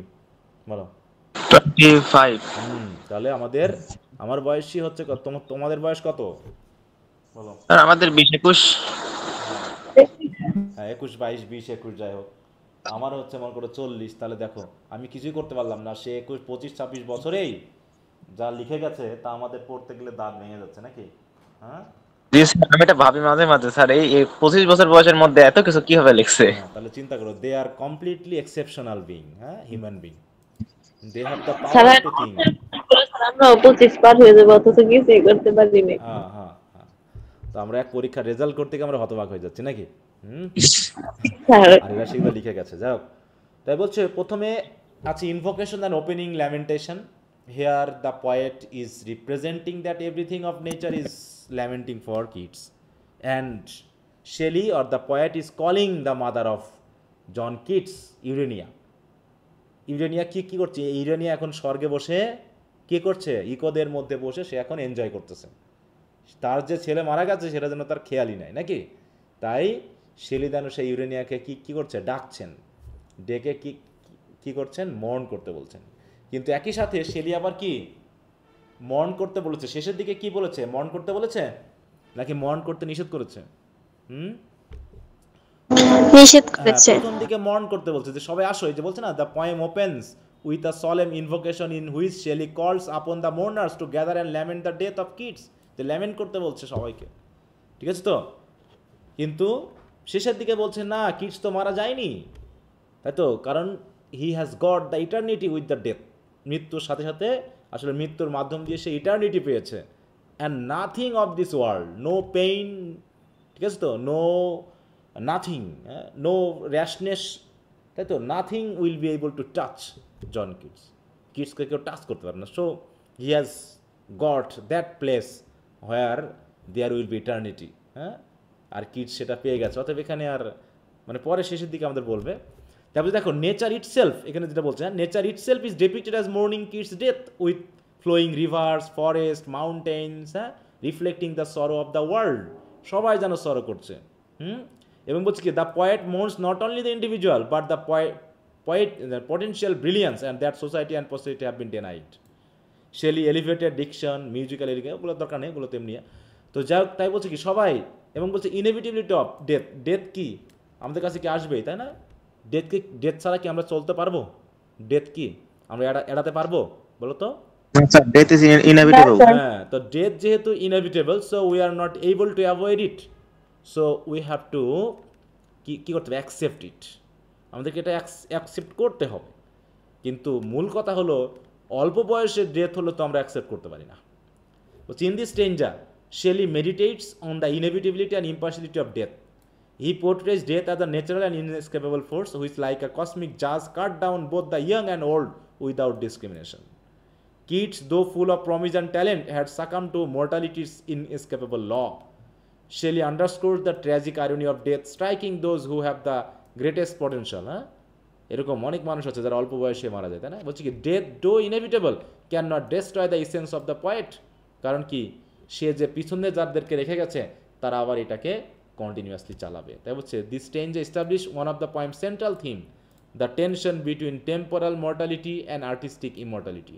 অতএব কিডস কিন্তু artistically immortal, though bodily mortal, but we still remember John Keats with the help of his poetry, তাই না? তার পোয়েট্রির মাধ্যমে আমরা তাকে এখনও স্মরণ করছি। অতএব poetry or art has made him immortal, like Rabindranath Tagore, Kazi Nazrul Islam, or whatever may be the name, they have been immortal by their work. তাদের কাজের মাধ্যমে ইমর্টাল হয়ে গেছে। হয়তো আমরা রাজনীতিবিদদের ভুলে যাই, কিন্তু রাইটারদের কি আমরা বলতে পারছি বলো? যে তখন তারা আমাদের কাছে জীবিত হয়ে উঠছে। সেই সনেট 18 এর মতো না, যে as long as man can see man can breathe, নাকি and eyes can see, man can breathe, eyes can see, so long as long as this and this live, তাই তো? এবং এটা কি হবে? বাঁচবে ততদিন পর্যন্ত। এবং কি হবে? যতদিন বাঁচবে ততদিন কি দিবে তোমাকে বলো? লাইফ, তাই তো? তোমাকে কি দিবে? জীবন দিবে, নাকি? এবার হচ্ছে grief of friends and fellow poet. শুধু যে প্রকৃতি গ্রিপ করছে তা না, দুঃখ করছে তা না, কবি নিজে শুধু দুঃখ করছে তা না, বরং আরও যে সকল কবিরা আছে সেই কবিরা সবাই তার জন্য দুঃখ করছে। কিটসের দাবি দেখো, Shelley then turns to the grief experienced by Keats' contemporaries and fellow poets. He portrays a community of mourners who recognize Keats' unique gifts and lament the loss of his potential. যে অল্প বয়সে একটা এরকম একটা ক্ষতি হয়ে গেল। The poet himself joined this chorus of sorrow, expressing a personal and heartfelt lamentation. This stanza evokes a sense of collective mourning where friends, nature, and even the universe share the grief of Keats' absence. এমনকি দেখানো হচ্ছে কি, দেখো, critics of society. But in the middle section of the poem, Shelley turns his attention to the social and cultural forces that contribute to the suffering and premature death of Keats. Like poets like Keats, যে সমাজের জন্য দায়ী, because there are many who do not accept poetry or poets. আমরা Apology তোমরা তো third ইয়ারে পাবে, এখন না। হি ক্রিটিক্স সোসাইটি অ্যাট লার্জ। বিশেষ করে তিনি ওই জাতীয় যারা ক্রিটিক্স বা যারা সমালোচক তাদেরকে তিনি ক্রিটিসাইজ করেছেন বেশি করে। Portraying them as shallow, envious and incapable of appreciating true genius. Shelley suggests that the hostile reception of Keats' work combined with societal indifference hastened the poet's demise. এসব কিছু মিলেই তার ডিমাইজ মানে কি, মৃত্যুটা ত্বরান্বিত হয়েছে। This social critic underscores Shelley's broader philosophical perspective. The world often fails to nurture and protect creativity. যে আসলে পৃথিবীতে মানুষ বা সমাজ নার্চার করতে পারে না ক্রিয়েটিভিটিগুলোকে, তার অধিকাংশ ক্ষেত্রে এগুলোকে এড়িয়ে যায়, ঈর্ষান্বিতভাবে হোক বা নিজেদের দুর্বলতার কারণে হোক। অন্যদিকে বলছে Keats as the archetype of the young poets. পরবর্তীতে তিনি আইডিয়ালাইজ করেছেন কিটসকে একজন ইয়ং পয়েটদের মধ্যে কি সেরা বলতে, না, যে যারা ইয়ং পয়েট আছে তাদের ভিতরে সে হচ্ছে কি আর্কটাইপ, মানে কি তাদের মধ্যে বেস্ট। তাই বলছে দেখো, Shelley idealize Keats as a quintessential young poet, a figure of delicate beauty, sensitivity and imaginative brilliance. বিশেষ করে দেখো বলছে Keats death is thus frame not only as a personal tragedy but as a symbolic event. বিশেষ করে কিসের symbol? Representing the vulnerability of beauty, creativity and potential in the world. যে পৃথিবীতে beauty, creativity এবং পটেনশিয়াল সবসময় কি সুযোগ পায় না নিজেদেরকে প্রকাশ করার জন্য। ঠিক আছে, এইটা দেখানো হয়েছে। তো আশা করি বুঝতে পেরেছো। তো সবাই মিলে তো কবির জন্য করছে। এবার হচ্ছে meditation on immortality and the eternal. ওই যে বললাম যে কবি পরবর্তীতে খুশি হচ্ছেন যে সবাইকে নিষেধ করতেছে যে আর ল্যামেন্ট করার দরকার নেই, কারণ অলরেডি কিটসকে দেখো মৃত্যুর মাধ্যম দিয়ে ইমমর্টালিটি দান করা হয়ে গেছে। The central philosophical dimension of advice immerse in this section. Shelley asserts that while Keats' body has perished, his soul and artistic achievement endure eternally. The poem meditates on the concept of poetic immortality, suggesting that a poet's work, once shared with humanity, transcends the limitation of mortality. লিমিটেশনের যে সীমা মানে কি মর্টালিটির যে সীমা সেটাকে পেরিয়ে যায়। Death in this sense is not annihilation but transformation, a passage to higher and spiritual existence. যে higher বিংয়ের সাথে সে যুক্ত হয়ে যায়, তাই তো, যে বিংয়ের আমরা অংশ, তাই তো। Keats has been the part of that কি বলো স্পিরিচুয়াল, না, সেই স্পিরিটের কিন্তু অংশ হয়ে যায় সে। Shelley uses imagery of the sky, stars and celestial sphere to convey the eternal nature of the soul. Keats is depicted as joining the cosmic order, his spirit blending with universal, বিশেষ করে star হয়ে গেছে এরকমটা বিষয় বলা আছে, না। The poet's death becomes a catalyst for philosophical reflection. Mortality is temporary, but the human spirit and the creation of the mind are immortal. তাহলে মর্টালিটি ইজ টেম্পোরারি, সেই ডেথ বি নট প্রাউডের মতো, নাকি, যে উইথ ডেথ আসলে death কি নিজেই মারা যায়, নাকি, আমরা মরি না, কারণ কি উই ওয়েক আপ ইটারনালি, নাকি, we wake up eternally and death dies to us. মৃত্যু আমাদের কাছে মারা যায়, তারপরে আমরা আর কেউ মরি না।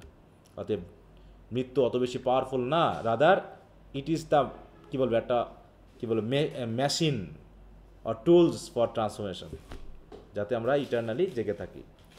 Consolation of art and spirit, শেষে বলছে Shelley offers consolation to the mourners, emphasizing that grief, though natural, can be alleviated by recognizing the enduring legacy of the poet. Keats' poetic genius is immortalized in his work, which continues to inspire, elevate and solemn and console humanity. Shelley encouraged the living to celebrate rather than despair at the poet's achievement, transforming mourning into appreciation and reverence. এরকম আর কি দেখানো হয়েছে। তাই বলছে vision of the eternal and universal শেষ পর্যন্ত। In the concluding stanza, Shelley presents a vision of the eternal where the poet transcends temporal limitation and joins the universe as a immortal spirit. Kids becomes a part of the eternal cosmos, belonging with nature, the stars and divine, মানে সব কিছুর সাথে যেন কবি মিশে গেছে।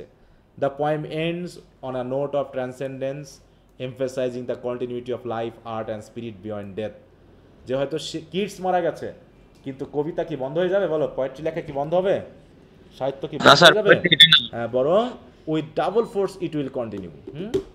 কারণ কি, the younger poets or the poets afterwards will get inspiration from John Keats. So John Keats has been the part of inspiration. That through his poetry they will get power to do their own work or create their own work. তাদের নিজস্ব কাজ create করতে সাহায্য করবে। সুতরাং Shelley finally vision, দেখো, final vision is both consoling and elevating. While acknowledging the pain of loss, he reassures readers that the poet's presence persists in the beauty of his work. In the inspiration he imparts and in the eternal cycle of nature and creativity. Death in Shelley's vision is not an end but a transformation, a passage from temporal to the eternal. So there is nothing to mourn over the death of anyone. Rather, we can be happy seeing that the man or the person is now resting eternally in the afterworld. নাকি afterworld সে eternally rest করতেছে। আর আমরা with a human being living on this earth are suffering inwardly, outwardly. আমরা এখনো ভুগতেছি psychologically or physically, নাকি আমরা ভুগতেই থাকি। অতএব আমাদের কষ্ট তখনই লাঘব হবে যখন আমরা কোথায় যাব বলো? আমরা যখন মৃত্যুর কোলে শুয়ে পড়বো, নাকি? তো এই হচ্ছে মেইনলি কবিতাটার একটা সিম্পল আলোচনা আমরা করলাম, যেগুলো তোমরা টেক্সট পড়লে পাবে। একটু টেক্সটগুলো পড়লে তোমাদের কোশ্চেন আনসারগুলো বুঝতে কিন্তু সুবিধা হবে, ঠিক আছে? তো বাকির যা কেউ কি এগুলো পড়তে পেরেছো বলো? এগুলো দেখছো না এখনো সেই বাইরনে পড়ে আছো? স্যার বাইরনে বোর্ড কোশ্চেন আছে। তো দেখি বাইরনের কোন জায়গায় যেন তোমাদের একটা সমস্যা ছিল।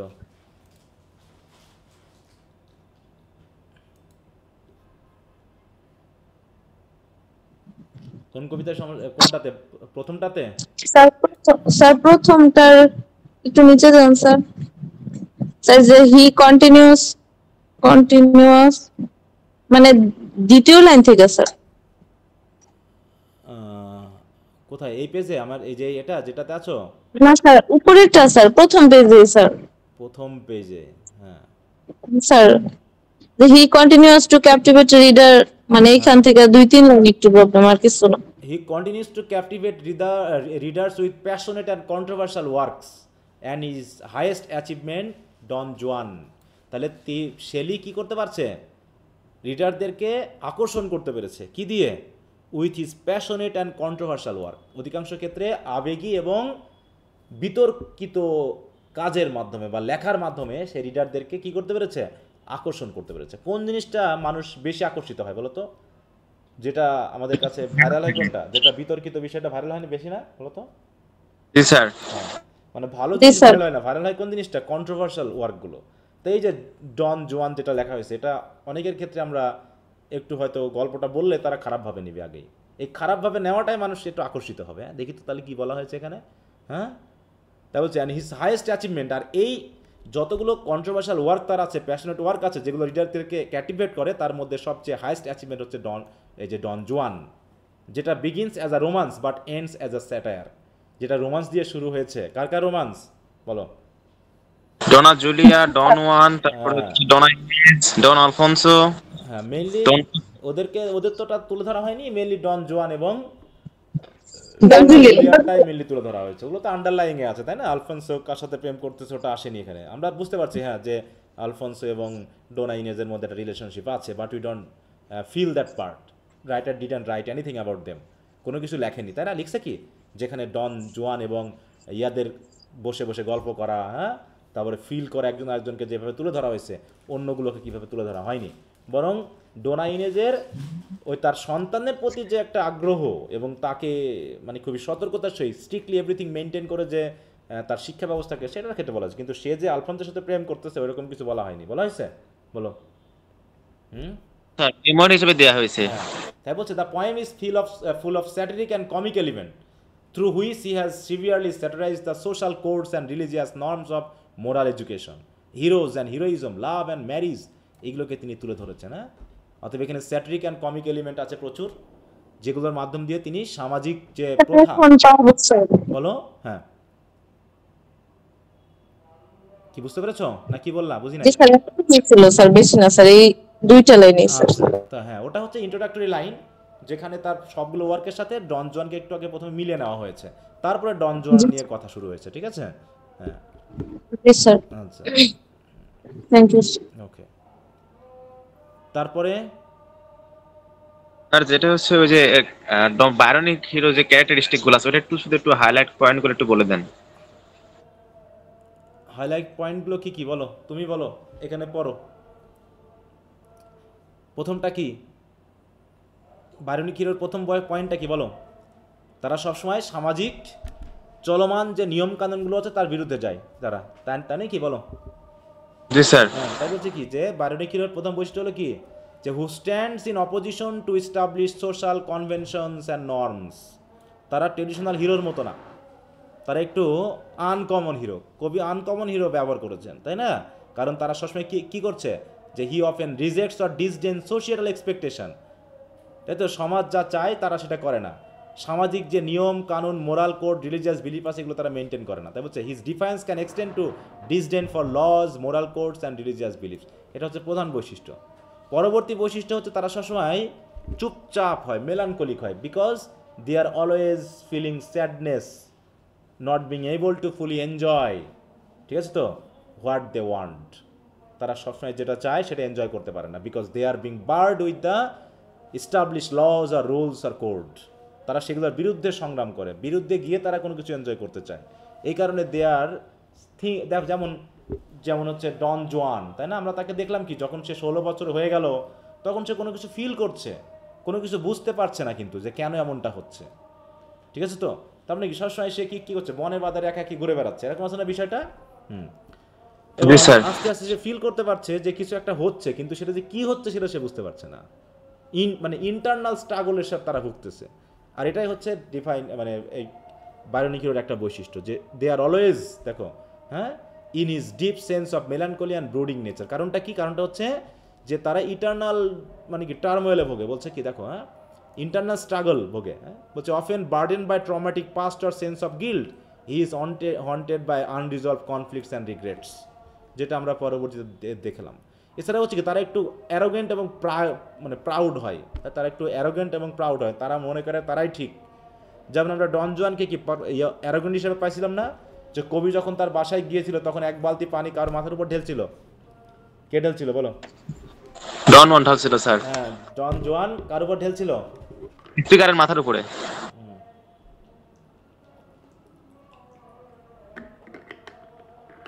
এবং কবি ছোটবেলায় বুঝতে পারছিল সে একটু দুষ্ট প্রকৃতির হবে। হ্যাঁ, এটা কিন্তু বলছিল। জি স্যার। দেখো Byronic hero often exist a sense of arrogance and pride which can manifest as disdain for those who দেখো around him and feeling of superiority, নিজেকে সবসময় সুপিরিয়র ভাবা। হ্যাঁ, বলছে দেখো, তারপরে বলছে কি one of the most appealing aspects of bionic hero is emotional and intellectual depth. তারা ওই যে বলেন গভীরে ভাবতে পারে, হ্যাঁ, গভীরতায় চিন্তা করতে পারে। হ্যাঁ, তো এই জন্য দেখাচ্ছে ফিল করছে, ভাবছে, কিন্তু বুঝে উঠতে পারছে না এটা কেন হচ্ছে।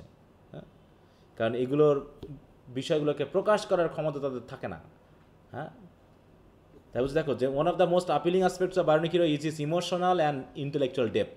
He is not merely driven by base desire and superficial motive. Instead, he is often portrayed as highly intellectual, philosophical, and capable of deep, abstract thought. His emotion run deep, ranging from profound sorrow to intense passion. হ্যাঁ, আমরা দেখলাম প্রথমে সরোফুল, তারপরে passionate হয়ে ডন জুয়ান ডোনা জুলিয়ার প্রেমে পড়ে গেল নাকি? He often grapples with the complexity of human experience, love and loss. যে লাভ লস সবগুলোতে মিলে সে ওই যে যেমন শেষের দিকে কি সে ফুলফিল করতে পারলো ডোনা জুলিয়ার সাথে, তার কিন্তু ভালোবাসাটা কি ফুলফিল হলো বলো? না স্যার, পালাইছে। They have been separated. হ্যাঁ, তাহলে এখানে নিশ্চয়ই দেখা যাচ্ছে কি তারা because they have done something, কি হবে, ইলিসিট আনসোশ্যাল অ্যাক্টিভিটিস, ঠিক আছে তো, সামাজিক কোড অ্যান্ড কন্ডাক্ট তারা মানছে না, দে আর লিসেনিং টু দেয়ার ডিজায়ার, তারা তো তাদের ডিজায়ারের কথা ভাবতেছে। অতএব সমাজ কি ভাবলো না ভাবলো তা দেখার বিষয় নেই তাদের কাছে। এরকম বৈশিষ্ট্য বিষয়গুলো থাকে। তো এখানে 4-5টা বৈশিষ্ট্যগুলো একটু খেয়াল করা হয়েছে, তারপর সেই অনুসারে আলোচনা দেওয়া হয়েছে। সবচেয়ে বিষয়টা হলো যে তারা সবসময় অপোজিটে থাকে, সোশ্যাল কনভেনশন বা নর্মসের অপোজিটে থাকে। তারপর হচ্ছে মেলানকলিক অ্যান্ড ব্রোডিং নেচার, তারপর হচ্ছে অ্যারোগেন্ট এবং প্রাউড হয়ে থাকে, এবং শেষ পর্যন্ত তারা ইমোশনালি বেশি খুবই মানে কি বলবো ডিপ হয়ে থাকে, ডিপ ফিলিংয়ে থাকে তারা। এইটা তো তারপরে এখানে সেইগুলোকে আবার দেখানো হয়েছে যে দেখো, অতএব thus the Byronic heroes multiverse ইনএকুইটিকার, যেমন তাদের মধ্যে rebellion, deep emotional intellectual complexity, moral ambiguity, tragic fate. এইবার ওইগুলোকে তুমি এখানে ডন জোয়ানের ভিতরে পাচ্ছ কিনা সেটা এখানে দেখানো হয়েছে। ঠিক আছে, প্রথমে হচ্ছে কি হিরো, দেখো Byronic hero is a rejection of societal norms. তো এখানে কী করা হয়েছে যে নর্ম ভেঙে Don Juan became embroiled in an adulterous affair with Donna Julia, a married woman. তো এটা কি সামাজিক রুলস এবং রেগুলেশনসের বাইরে। পরে কি হচ্ছে মোরালি অ্যাম্বিগুয়াস ক্যারেক্টার, সে বুঝতে পারছে না কোনটা ঠিক কোনটা বেঠিক, কোনটা ভুল কোনটা সঠিক, যদিও তার মা সর্বোচ্চ চেষ্টা করছে তাকে সঠিক শিক্ষা দান করতে না। এরকম বলছে যে morally ambiguous character much like the typical Byronic hero. বলছে although Juan is in the love affair with Donna Julia, Byron makes it clear that he is not inherently villainous. তাই তো, সে হয়তো ভিলেনাস না, কিন্তু একটা ফাঁদে পড়ে গেছে। আমরা কি এখানে ডন জোয়ানকে কি খুব খারাপ বলতে পারবো নাকি he is actually the victim? এখানে সে একটা ভিকটিম হয়েছে নাকি, সোশ্যাল সেটের একটা ভিকটিম, ফিলিংয়ের একটা ভিকটিম। অতএব তাকে আমরা পুরো ভিলেন বলতে পারছি না। যেটা ঘটে গেছে সেটা আসলে সে তো ইনোসেন্টভাবেই এর সাথে জড়িয়ে গেছে, সে প্রথমে বোঝেনি। এছাড়াও কি তাকে বলেছে কি পোর্ট্রেইং অ্যাজ কমপ্লেক্স ক্যারেক্টার না, যেটাকে বিভিন্ন পরিস্থিতির সাথে তাকে কী করছে মানা নিতে হচ্ছে, ইন্টেলেকচুয়ালি প্যাশনেট, এগুলো দেখানো হচ্ছে না এইটা। তারপর দেখো এছাড়াও in this replay Byron humorously suggest that Juan's moral ambiguity stems from his inability to over think his action, যে they are unable to think, গভীরে থিঙ্ক করতে, সঠিকটা চিন্তা করতে যেটা দরকার সেগুলো তারা চিন্তা করতে পারছে না। এছাড়াও কী হচ্ছে the bionic hero pauses the magnetic charm, beauty তো আছে, আলাদা চার্ম তো একটা আছেই। দে হচ্ছে কি exceptionally handsome, young and attractive, and Donna Julia leads দেখো টু হার ওন ডাউনফল, তার নিজের পতনের ব্যাপারটা ঘটে গেল ডন জোয়ানের কারণে। His beauty and charm make him a natural object of desire, particularly for Julia, who can not resist his youthful allure despite her own marital obligation. বিবাহিত obligation সত্ত্বেও সে কিন্তু এর সাথে জড়িয়ে পড়লো। আর রোমান্টিসাইজ যেটা ব্যাপারটা আছে, যে রোমান্টিসিজম ওই তুলে ধরা, এই যে বলছে bionic hero is deeply associated with romanticism. যারা মনে করে কি যে নতুন কিছু, নতুন কিছু ভাবতে হবে, নতুন কিছু করতে হবে, সবসময় সামাজিক নিয়ম রুলস এগুলো মেনে চলা যাবে না। ঠিক আছে, তো এখানে এরকমভাবেই দেখানো হয়েছে, বুঝতে পারছো? স্যার বুঝতে পারছি স্যার। এটা ওর ক্যারেক্টারিস্টিক জানা ছিল, বাট একটু সাজানোর সময় আমার একটু প্রবলেম হইতেছিল কোশ্চেনটাতে। আচ্ছা,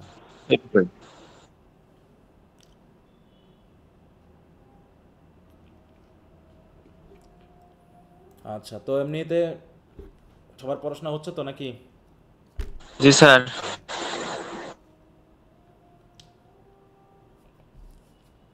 বাকিদের কি অবস্থা বলো? প্রথমে হচ্ছে অদিতি রায় আছে নাকি? অদিতি আছে? আসিফ ইকবাল আছে নাকি?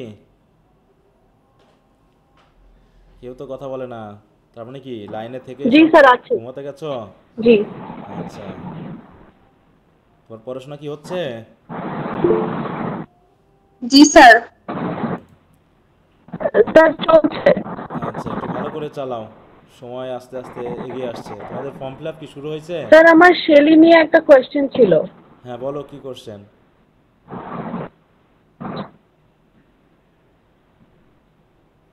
জি স্যার, আমাদের শুরু হয়ে গেছে অলরেডি।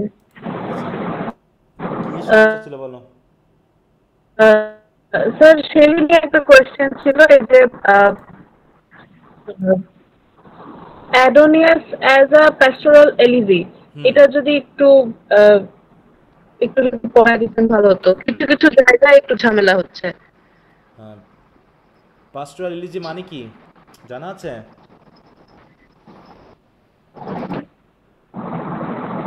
পাস্টোরাল বলতে কি বোঝায়? স্যার নেচারের সাথে থাকবে এরকম কিছু, বা কমন পিপল যেগুলো এদেরকে নিয়ে এরকম। ওইভাবে শুধু বললে তো হবে না, তার একটা নির্দিষ্ট ফিগারে তো আসতে হবে গো। গ্রামের দৃশ্য। হ্যাঁ, উইলিয়াম ব্লেকে তো আমরা পড়েছি যে পাস্টোরাল বলতে কি বোঝানো হচ্ছে, যেখানে শেফার্ড থাকবে, যেখানে গ্রাম্য পরিবেশ থাকবে, তাই না? হ্যাঁ, দেখো যে এলিজির সাথে পাস্টোরাল সেটিংগুলো থাকবে, এখানে শেফার্ড আছে, শেলি নিজেকে শেফার্ড হিসাবে দেখিয়েছে, তাই না? যে শেফার্ডের বৈশিষ্ট্য, তুমি কি কবিতাটা পড়েছো অদিতি পুরোটা? কবিতাটা না পড়ে কিন্তু এখানে সেন্স করা কঠিন হয়ে যাবে। দেখি আসে কিনা, রিভিউ করতে পারছে না কেন? স্যার এখানে মিউজ থাকবে, ফিলোসফিক্যাল থট থাকবে, ন্যাচারাল একটা গীত থাকবে, শেফার্ডের ভাষায় কথা হবে, এখানে বলা হয়েছে দ্য পাস্টোরাল এলিজি ট্রেডিশন। এখানে কি কি আছে? এখানে মিথোলজিক্যাল, দেখো এখানে ট্রেডিশনে কি কি আছে? The form typically involve several কি এলিমেন্ট। এখানে অনেকেই লিখেছে, তার ভিতরে এটা একটা, যেমন invocation of the muse or a higher power to provide inspiration or guidance, যেমন যেখানে কবিতায় ইউরেনিয়াকে দেখানো হয়েছে, তাই তো? তারপর হচ্ছে expression of grief and lamentation by the poet and mourners. এই কবিতায় কি কবি কি অন্যান্য পয়েটদের সাথে বা ন্যাচারাল এলিমেন্টের সাথে কি ল্যামেন্ট করছে না এখানে? জি স্যার। এবং এখানে যে মারা যাবে, যে মারা গেছে, তাকে তাকে কি হিসাবে দেখানো হবে? তাকে কি প্রেজ করা হবে না? বলো। জি স্যার, ওনার আর্টিস্টিক পাওয়ার নিয়ে প্রেজ করা হবে। হ্যাঁ, বলছে figure of virtue, beauty and genius, এগুলো নিয়ে কি করা হবে? তাকে আইডিয়ালাইজ করা হবে। এছাড়াও মিথোলজিক্যাল অ্যালিগরিক্যাল রেফারেন্স থাকবে to elevate the elegy beyond personal mourning. এবং আরেকটা হচ্ছে কি philosophical reflection on mortality, immortality and culmination in consolation. এবং শেষের দিকে কি পেয়েছি আমরা এই কবিতার সেন্সে? যে শেষের দিকে দেখানো হলো কি, যে মর্টালিটি মানে আমরা mortal but we are also immortal in the case of after death, না? আফটার ডেথ আমরা ইমর্টালিটি অর্জন করি।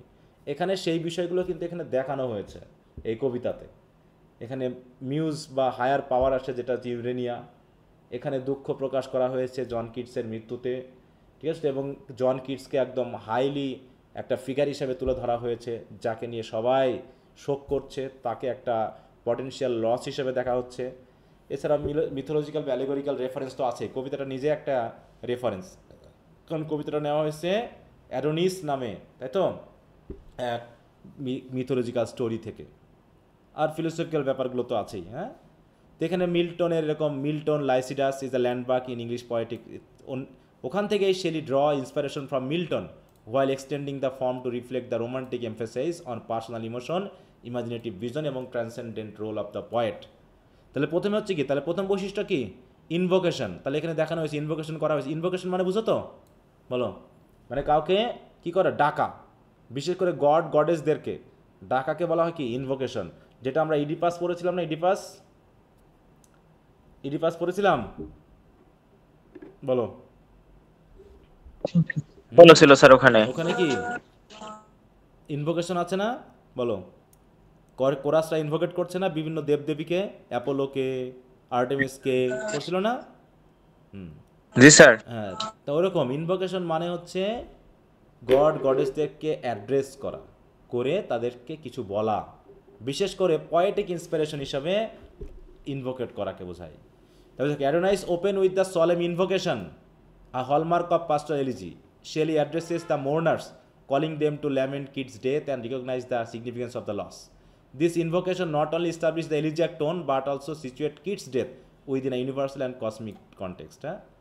তার বলছে কি, the poem proceeds with intense, দেখো, expression of personal and collective grief. Shelley laments the premature death of Keats and emphasizes the tragedy of life cut short before it could fully blossom. অতএব এভাবে তিনি দেখিয়েছেন, হ্যাঁ, personal যে grief, যেটা বলছে lamentation, সেটাকে তিনি এখানে অ্যাড করেছেন। তারপর বলছে কি আইডিয়ালাইজেশন অফ দ্য ডিসিজড। এখানে তিনি আইডিয়ালাইজ করেছেন জন কিটসকে কি হিসেবে দেখানো হয়েছে? বলো। এখানে কি স্টার, হ্যাঁ, একটা স্টার হিসেবে দেখানো হয়েছে, তাই তো? যে অল্প বয়সে সে যে জিনিয়াস দেখিয়েছে, তাই তো, সেটা হয়তো আর কারো পক্ষে সম্ভব না, সেই হিসাবে তাকে এক্সেল করা হয়েছে। দেখো বলছে আর central figure of pastoral elegy is the আইডিয়ালাইজেশন of the deceased. ডিসিজ মানে মৃত ব্যক্তিকে আইডিয়ালাইজ করা, যেটা আমরা elegy written the country charger পড়ছিলাম না? পড়ছিলাম। জি স্যার, ওখানে যারা মারা গেছে মৃত ব্যক্তি, যারা কৃষক, এদেরকে নিয়ে হাইলাইট করা হয়েছে, ওদেরকে নিয়ে প্রশংসা করা হয়েছে। এখানেও কিডসকে জি নিয়ে স্যার। প্রশংসা করা হয়েছে, ঠিক আছে।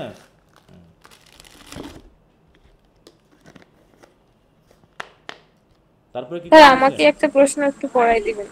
কোনটা?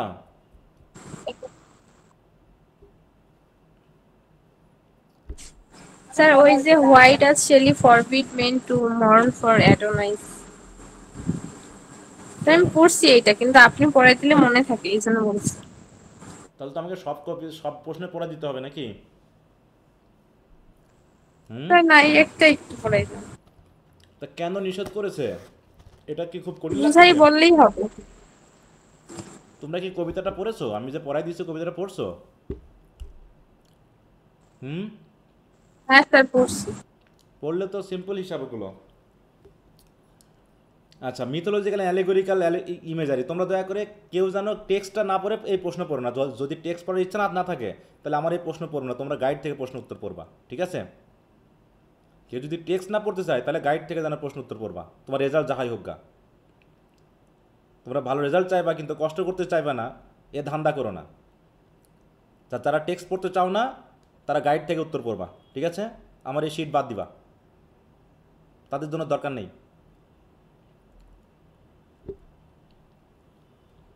বলছি মিথোলজিক্যাল অ্যান্ড অ্যালেগরিক্যাল ইমেজারি। এখন অ্যালেগরি বুঝি আমরা, মিথোলজি বুঝি। জি স্যার। হ্যাঁ, এখানে কিসের আনা হয়েছে বলো? মিথোলজিক্যাল কি কি ক্যারেক্টার আনা হয়েছে এখানে? স্যার ইউরেনি আছে, মিউজ আছে, তারপর এখানে আরো কিছু ক্যারেক্টার আছে। হ্যাঁ, তাই বলছে কি অ্যাডোনাইস ইজ রিপ্লেট উইথ, অ্যাডোনাইস নিজেই তো গল্পের নামটাই তো একটা মিথোলজিক্যাল ক্যারেক্টার থেকে নিয়ে আসা। এছাড়াও আছে কি যে invokes classical figures like Urania, the muse of celestial poetry and the spirit of nature to elevate beyond personal mourning. তাহলে মিথোলজিক্যাল এবং অ্যালেগরিক্যাল ইমেজারি দেখানো হয়েছে by situating Keats within a mythological framework. তাহলে এটাও একটা বৈশিষ্ট্য। একই সাথে অ্যালেগরিক্যাল ক্যারেক্টার কারা? যত ন্যাচারাল এবং যত কি আছে এরকম পার্থিব যে সকল এলিমেন্টগুলো আছে, সূর্য তারা থেকে শুরু করে ভোর থেকে শুরু করে সবাইকে দেখানো হয়েছে। এগুলো হচ্ছে অ্যালেগরি হিসাবে দেখানো হয়। অ্যালেগরি মানে কি বলো? অ্যালেগরি বলতে কি বোঝায়? এটার মিনিং জানো কেউ? জানি আমরা অ্যালেগরি মানে কি? যেগুলো স্যার রূপকথা ব্যবহার করা হয়, মানে যেগুলো আপনার হচ্ছে ক্যারেক্টারিস্টিক দেওয়া হয় আর কি। অ্যালেগরিক্যাল মানে হলো যে আমরা বলছি এক জিনিস কিন্তু মিন করতে চাচ্ছি আর একটা, ঠিক আছে? তো মূল কথা হলো এর আন্ডারলাইং মিনিং থাকা। যেমন কচ্ছপ এবং খরগোশের গল্পে আমরা কি আসলে কচ্ছপ এবং খরগোশই পড়তেছি বলো? না স্যার। তাহলে কি কি পড়তেছি ওই জায়গায়? কচ্ছপ এবং খরগোশের বিপরীতে আমরা কিছু মানুষের বৈশিষ্ট্যকে খুঁজে নিচ্ছি। যে কচ্ছপের ধরনের মানুষ পৃথিবীতে আছে, মানুষের চিন্তা ভাবনা, খরগোশের মতো চিন্তা ভাবনার মানুষ আছে। তা শুধু কচ্ছপ এবং খরগোশ যখন পড়ছি, শুধু কচ্ছপ এবং খরগোশ আমরা বলতে চাচ্ছি না বা বলছি না, আমরা এর পিছনে দিয়ে অন্য কিছু মিন করতে চাচ্ছি। এইগুলোকে বলা হচ্ছে কি অ্যালেগরিক্যাল, ঠিক আছে? তো এখানেও সিম্বলিকলি এবং allegorically star, river, mountain, sky serve as a metaphor for spiritual continuity and poetic legacy. মানে কি এইগুলো যে মন করতেছে, তার মানে কি এগুলো পয়েটের সাথে রিলেটেড, যেন একটা রিলেশনশিপ আছে ওদের একটা। হ্যাঁ, যেখানে কি বলছে যে the allegorical dimension of the poem enables Shelley to explore philosophical question about mortality, the immortality of the soul and the enduring influence of the artistic genius. হ্যাঁ, মানে শেলি কি করছে, এই নদী, নালা, খাল, বিল ইত্যাদি তুলে ধরার মাধ্যমে এটুকু আমাদেরকে দেখানো হয়েছে যে আমরা যখন মারা যাই, তাই না, আমরা যখন মারা যাই তখন আমরা দুঃখ প্রকাশ করি, কিন্তু মারা যাওয়ার পরে আমরা যখন ইমমর্টাল হয়ে উঠি তখন এই পৃথিবীরই একটা পার্ট হিসাবে আমরা তো স্বর্গ নরক নিয়ে ভাবি, কিন্তু কবিদের চিন্তাভাবনা স্বর্গ নরকের থেকে একটু বাইরে, ঠিক আছে? যেগুলোর সাথে আমরা আবার মিশে যাই, এবং আমাদের সোল ইমমর্টাল হিসাবে স্পিরিচুয়াল একটা অবস্থান গ্রহণ করে, যে স্পিরিচুয়ালটা বা যে স্পিরিটটা পৃথিবীর প্রত্যেকটা এলিমেন্টের মাধ্যমে কি হয়ে যায় বলো, যুক্ত হয়ে যায়, তাই না? এইটা বিশেষ করে যদি ওয়ার্ডসওয়ার্থের ওই কবিতাগুলো আমরা যদি দেখি, যে সব কিছুর মধ্যে আমরা এক ধরনের উপস্থিতি পাচ্ছি, স্পিরিট। এই স্পিরিটটাকে কখনো গড বলা হচ্ছে, কখনো আমাদেরই উপস্থিতিকে নির্দেশ করা হচ্ছে। অতএব স্টার কেন কান্না করতেছে? কারণ তার সাথে আমার একটা রিলেশন আছে। রিভার কেন মন খারাপ করতেছে? মাউন্টেন কেন মন খারাপ করছে? তার মানে আমরা শুধুমাত্র ছোট্ট একটা প্রাণী না, তাই তো? এটা একটা ইউনিভার্সালিটি রয়েছে যে আমরা যেন সব কিছুর সাথে রিলেটেড, হ্যাঁ, কোনো কিছুর সাথে আমরা আনরিলেটেড না, সেই বিষয়টাকে দেখিয়ে এখানে বর্ণনা করা হয়েছে। তো তার বলছে ফিলোসফিক্যাল মেডিটেশন অ্যান্ড কনসোলেশন। শেষের দিকে জন কিটসের মৃত্যুতে, তাই না, কি দেখানো হয়েছে বলো? জন কিটসের মৃত্যুতে তিনি দেখালেন কি আমাদের শোক করার কিছু নাই, আছে যে আমাদের শোক করার আচ্ছা, কিছু আপনি নেই। already immortal। এটাকে তিনি ফিলোসফিক একটা পর্যায়ে নিয়ে গেলেন, হ্যাঁ, ফিলোসফিক্যাল মেডিটেশন, যে তিনি মৃত্যুটাকে আর তখন কমনলি ভাবলেন না, তখন তিনি ভাবলেন মৃত্যু যেন একটা শক্তি বা ক্ষমতা, যে শক্তি জন কিটসকে একটা ইমমর্টাল পর্যায়ে নিয়ে গেছে। অতএব এখানে আমাদের দুঃখ পাওয়ার কিছু নেই। অতএব এখানে আমাদের কী করছে? আমরা কনসোলেশন পাচ্ছি, যে Shelley's consolation is twofold. First, the poet achieves immortality through his art, and second, the mourners are reassured that the individual death is a part of larger and harmonious cosmic order. হ্যাঁ, সে যখন মানুষ ছিল সে এককভাবে ছিল, ছোট ছিল, কিন্তু মৃত্যুর সাথে সাথে পুরো মহাবিশ্বের সাথে সে মিশে গেছে। অতএব এখানে তো দুঃখ পাওয়ার কোনো কারণ নেই। হ্যাঁ, তারপর দেখো, this philosophical resolution elevates the elegy, demonstrating Shelley's ability to combine personal emotion, lyrical beauty and metaphysical reflection, a hallmark of the pastoral elegy tradition. এছাড়া এরপরে কি আছে? Nature and the pastoral setting. ওটা তো একটা গেল, এবার হচ্ছে আমরা সে নেচার এবং পাস্টোরাল সেটিংকে নিয়ে আসবো। তাই বলছে দেখো যে nature plays the critical role in Adonais consistent with pastoral conventions. হ্যাঁ, এখানে কারণ এটা হচ্ছে কি পাস্টোরাল এলিজির একটা বৈশিষ্ট্য।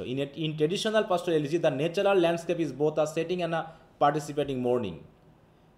যেমন হচ্ছে আমরা এলিজি রিটেন কান্ট্রি চার্জেট পেয়েছিলাম, ওখানে গ্রামের মানুষ নিয়ে কথা বলা হয়েছে, গ্রাম্য পরিবেশ নিয়ে কথা বলা হয়েছে, তাই না? Shelley adopts this convention to romantic sensibility using nature as a mirror of human emotion and a symbol of eternal continuity. River, tree, sky not only reflect sorrow but also embody the ongoing cycle of life and the perpetuation of artistic influence. হ্যাঁ, ongoing of life, তো আমাদের জীবনটা চলছে, আমরা মরবো, প্রকৃতির সাথে মিশে যাব, আবার এখান থেকে তৈরি হবে, আবার এভাবে চলবে। তারপর হচ্ছে the integration of nature enhance the elegy's lyrical quality and philosophical depth. Nature in Shelley's vision meditates between mortality and immortality, human grief and cosmic order. This thematic and symbolic use of nature exemplifies Shelley's expansion of the pastoral tradition, making it both more personal and more universal. তার মানে প্রথমত এই বৈশিষ্ট্যগুলো আছেই, তারপরে পাস্টোরালাইজেশনটা চলে আসার কারণে প্রথমে এখানে যেহেতু দুটা বৈশিষ্ট্য এসেছে, একটা হচ্ছে পাস্টোরাল পয়েম আর একটা হচ্ছে কি পাস্টোরাল এলিজি। তাহলে এখানে দুটা কথা এসেছে, একটা হচ্ছে কি পাস্টোরাল অ্যান্ড আর একটা এসেছে কি এলিজি। তার মানে একদিকে এলিজির বৈশিষ্ট্য আছে কিনা আর একদিকে পাস্টোরাল বৈশিষ্ট্য আছে কিনা, এই দুটা মিলে হয়ে গেছে কি পাস্টোরাল এলিজি। ঠিক আছে তো? যদি আমরা শুধু পাস্টোরাল পয়েম বলি তাহলে কি হয় দেখো, পাস্টোরাল পয়েম কি? Pastoral elegy. দেখো এখানে দেখানো হয়েছে পাস্টোরাল পয়েম মানে idealize a simple tranquil rural life often featuring shepherd idyllic landscape to contrast with the complexity of urban society. মানে গ্রামের ন্যাচারাল ফিচারকে দেখানো হবে। আর যখন আমরা পাস্টোরাল এলিজিতে যাচ্ছি তখন এই এলিজিটা যুক্ত হয়ে গেছে এর সাথে। তারপর এলিজির বৈশিষ্ট্য পাস্টোরাল ফিচার দেখো এখানে বলছে কি পাস্টোরাল এলিজি কি আ পোয়েম ল্যামেন্টিং আর death that use the rural setting shepherds and natural imagery, যে ন্যাচারাল ইমেজারি আছে না, of pastoral poetry to express grief. ঠিক আছে, তারপরে এখানে আমরা যদি একটু দেখি যে আরো নাইস,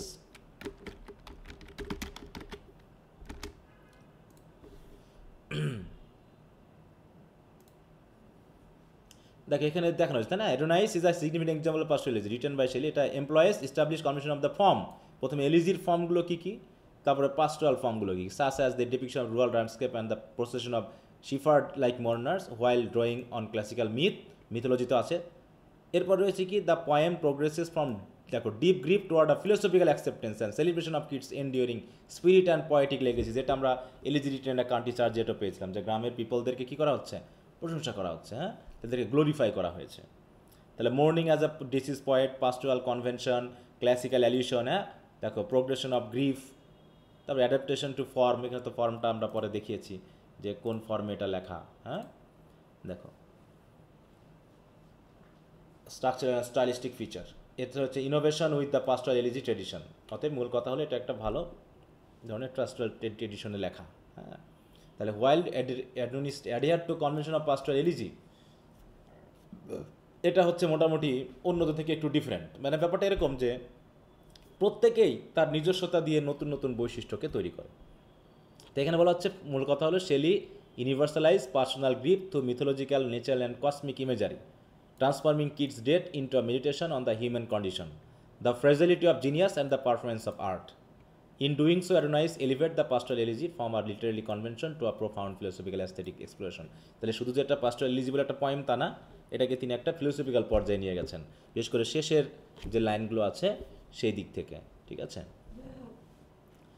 তো এইভাবে মোটামুটি যদি আমরা দেখি তাহলে এখানকার যে ফিচারগুলো, বিশেষ করে আমরা এখানে যেটা পাচ্ছি দেখো, হ্যাঁ, যে adhering to the traditional features of genre, invocation, lamentation, idealization, mythological and allegorical imagery and philosophical consolation.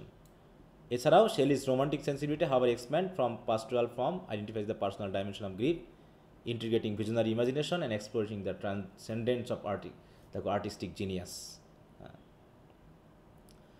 তো এই হচ্ছে মোটামুটি এখানকার বৈশিষ্ট্যের ব্যাপার, ঠিক আছে। তো এর ভিতর থেকে কিছু কিছু বৈশিষ্ট্য নিবা যেগুলো তোমরা নিয়ে ওগুলোকে লেখার চেষ্টা করবা, ঠিক আছে। কি বুঝতে পেরেছো? সবাই আছো না ঘুমিয়ে গেছো? স্যার বুঝতে পেরেছি, তবে মানে কবিতাটা অনেক বেশি বড় তো একটু সমস্যা হচ্ছে। কবিতাটা তো বড়, ওই জন্যই তো ব্যাপার, কবিতাটা বড় যেহেতু, অতএব এখানে আলোচনাটাও একটু বড় হয়েছে, এই জন্য একটু খেয়াল রাখতে হবে। আর আরেকটা কেউ যেন বললা কোন প্রশ্ন, শর্ট কোশ্চেন।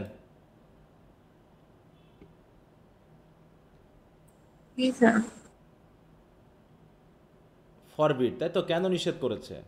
ওই যে বললাম, কারণ কিডস তো মরেনি। কি হয়েছে কিডসের বলো? সে তো ইটার্নিটির সাথে মিলে গেছে, তাই না? সে ইমর্টালিটি অর্জন করেছে, এবং হিউম্যান যে সকল দুঃখ কষ্টগুলো আছে যখন বলছিলেন তখন সেগুলো থেকে সে কি পেয়েছে বলো? সেখান থেকে সে মুক্তি পেয়েছে। কোনো হিউম্যান দুঃখ কষ্ট হিংসা বিদ্বেষ তাকে টাচ করতে পারবে না, কবিতা এটা বলা হয়েছে, হয়নি বলা? দেখো অ্যাডোনাইস হ্যাজ অ্যাচিভড ইমর্টালিটি, প্রথমে কি সে ইমর্টালিটি অর্জন করেছে, হ্যাঁ, যে he is made one with nature, সে নেচারের সাথে এক হয়ে গেছে, হ্যাঁ, বুঝতে পেরেছো? অতএব সব কিছুর সাথে এক হয়ে গেছে। আর একটা হচ্ছে death is a gateway to higher existence, এবং সে ওই যে হায়ার বিংয়ের সাথে সে মিশে গেছে, এই জন্য তাকে নিজে দুঃখ করার কোনো কারণ নেই। আর একটা হচ্ছে কি, mourning is for the living not the dead, বলছে he is not dead, he doth not sleep, he hath awaken from the dream of life. তাহলে জীবনটাই হচ্ছে একটা স্বপ্নের মতো, তো সেই স্বপ্ন থেকে সে এখন জেগে উঠেছে, অতএব তার জন্য এখন কাঁদতে হবে কেন? বলছে Shelley argues that mourning is a reflection of the grief of the living, not the fate of the dead. Those left behind feel sorrow because they are still bound by the difficulties of earthly life, হ্যাঁ, but Keats himself no longer suffers. এছাড়াও কি celebration of eternal life, দেখো মোর্ন not for অ্যাডনাইস, কারণ কি দাও should arise scatter the dust and be free, কারণ এই Shelley হয়তো তার বডি হয়তো ধুলার সাথে মিশে যাবে, কিন্তু স্পিরিট অ্যারাইজ করবে এবং সে ইটার্নিটি অর্জন করবে, হ্যাঁ। তাহলে instead of mourning Shelley calls for a recognition Keats eternal life and the ongoing influence of his poetry, এবং তার পোয়েট্রিগুলো সবাইকে কি করবে? ইন্সপায়ার করতে থাকবে। তো সেই দিক থেকে Shelley encourages those who mourn to let go of their sorrow and embrace the idea of freedom, because for themselves and for kids, বলছে he has scattered his dust, মানে আর্থলি বডি, তার বডিটা হয়তো ডাস্টের সাথে মিশে গেছে, and achieved freedom in the form of immortality। অতএব সেই দিক থেকে দুঃখ পাওয়ার কোনো কারণ নেই, নাকি? কি বুঝতে পেরেছ? জি স্যার, বুঝছি, থ্যাংক ইউ।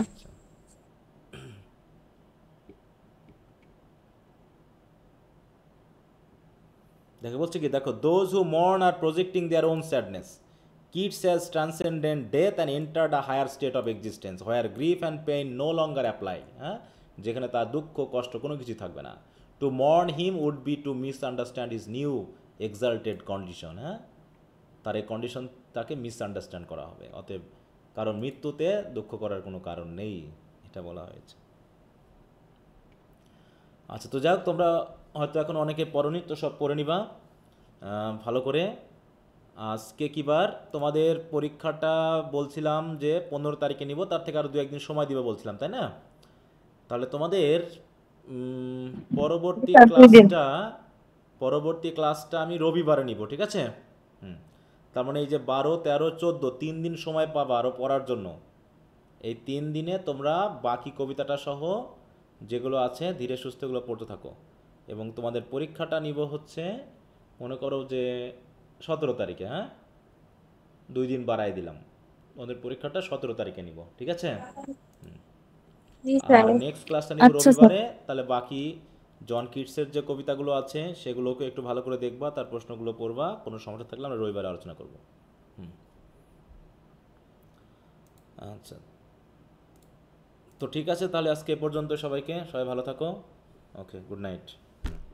জি স্যার, আল্লাহ হাফেজ। ওয়ালাইকুম আসসালাম।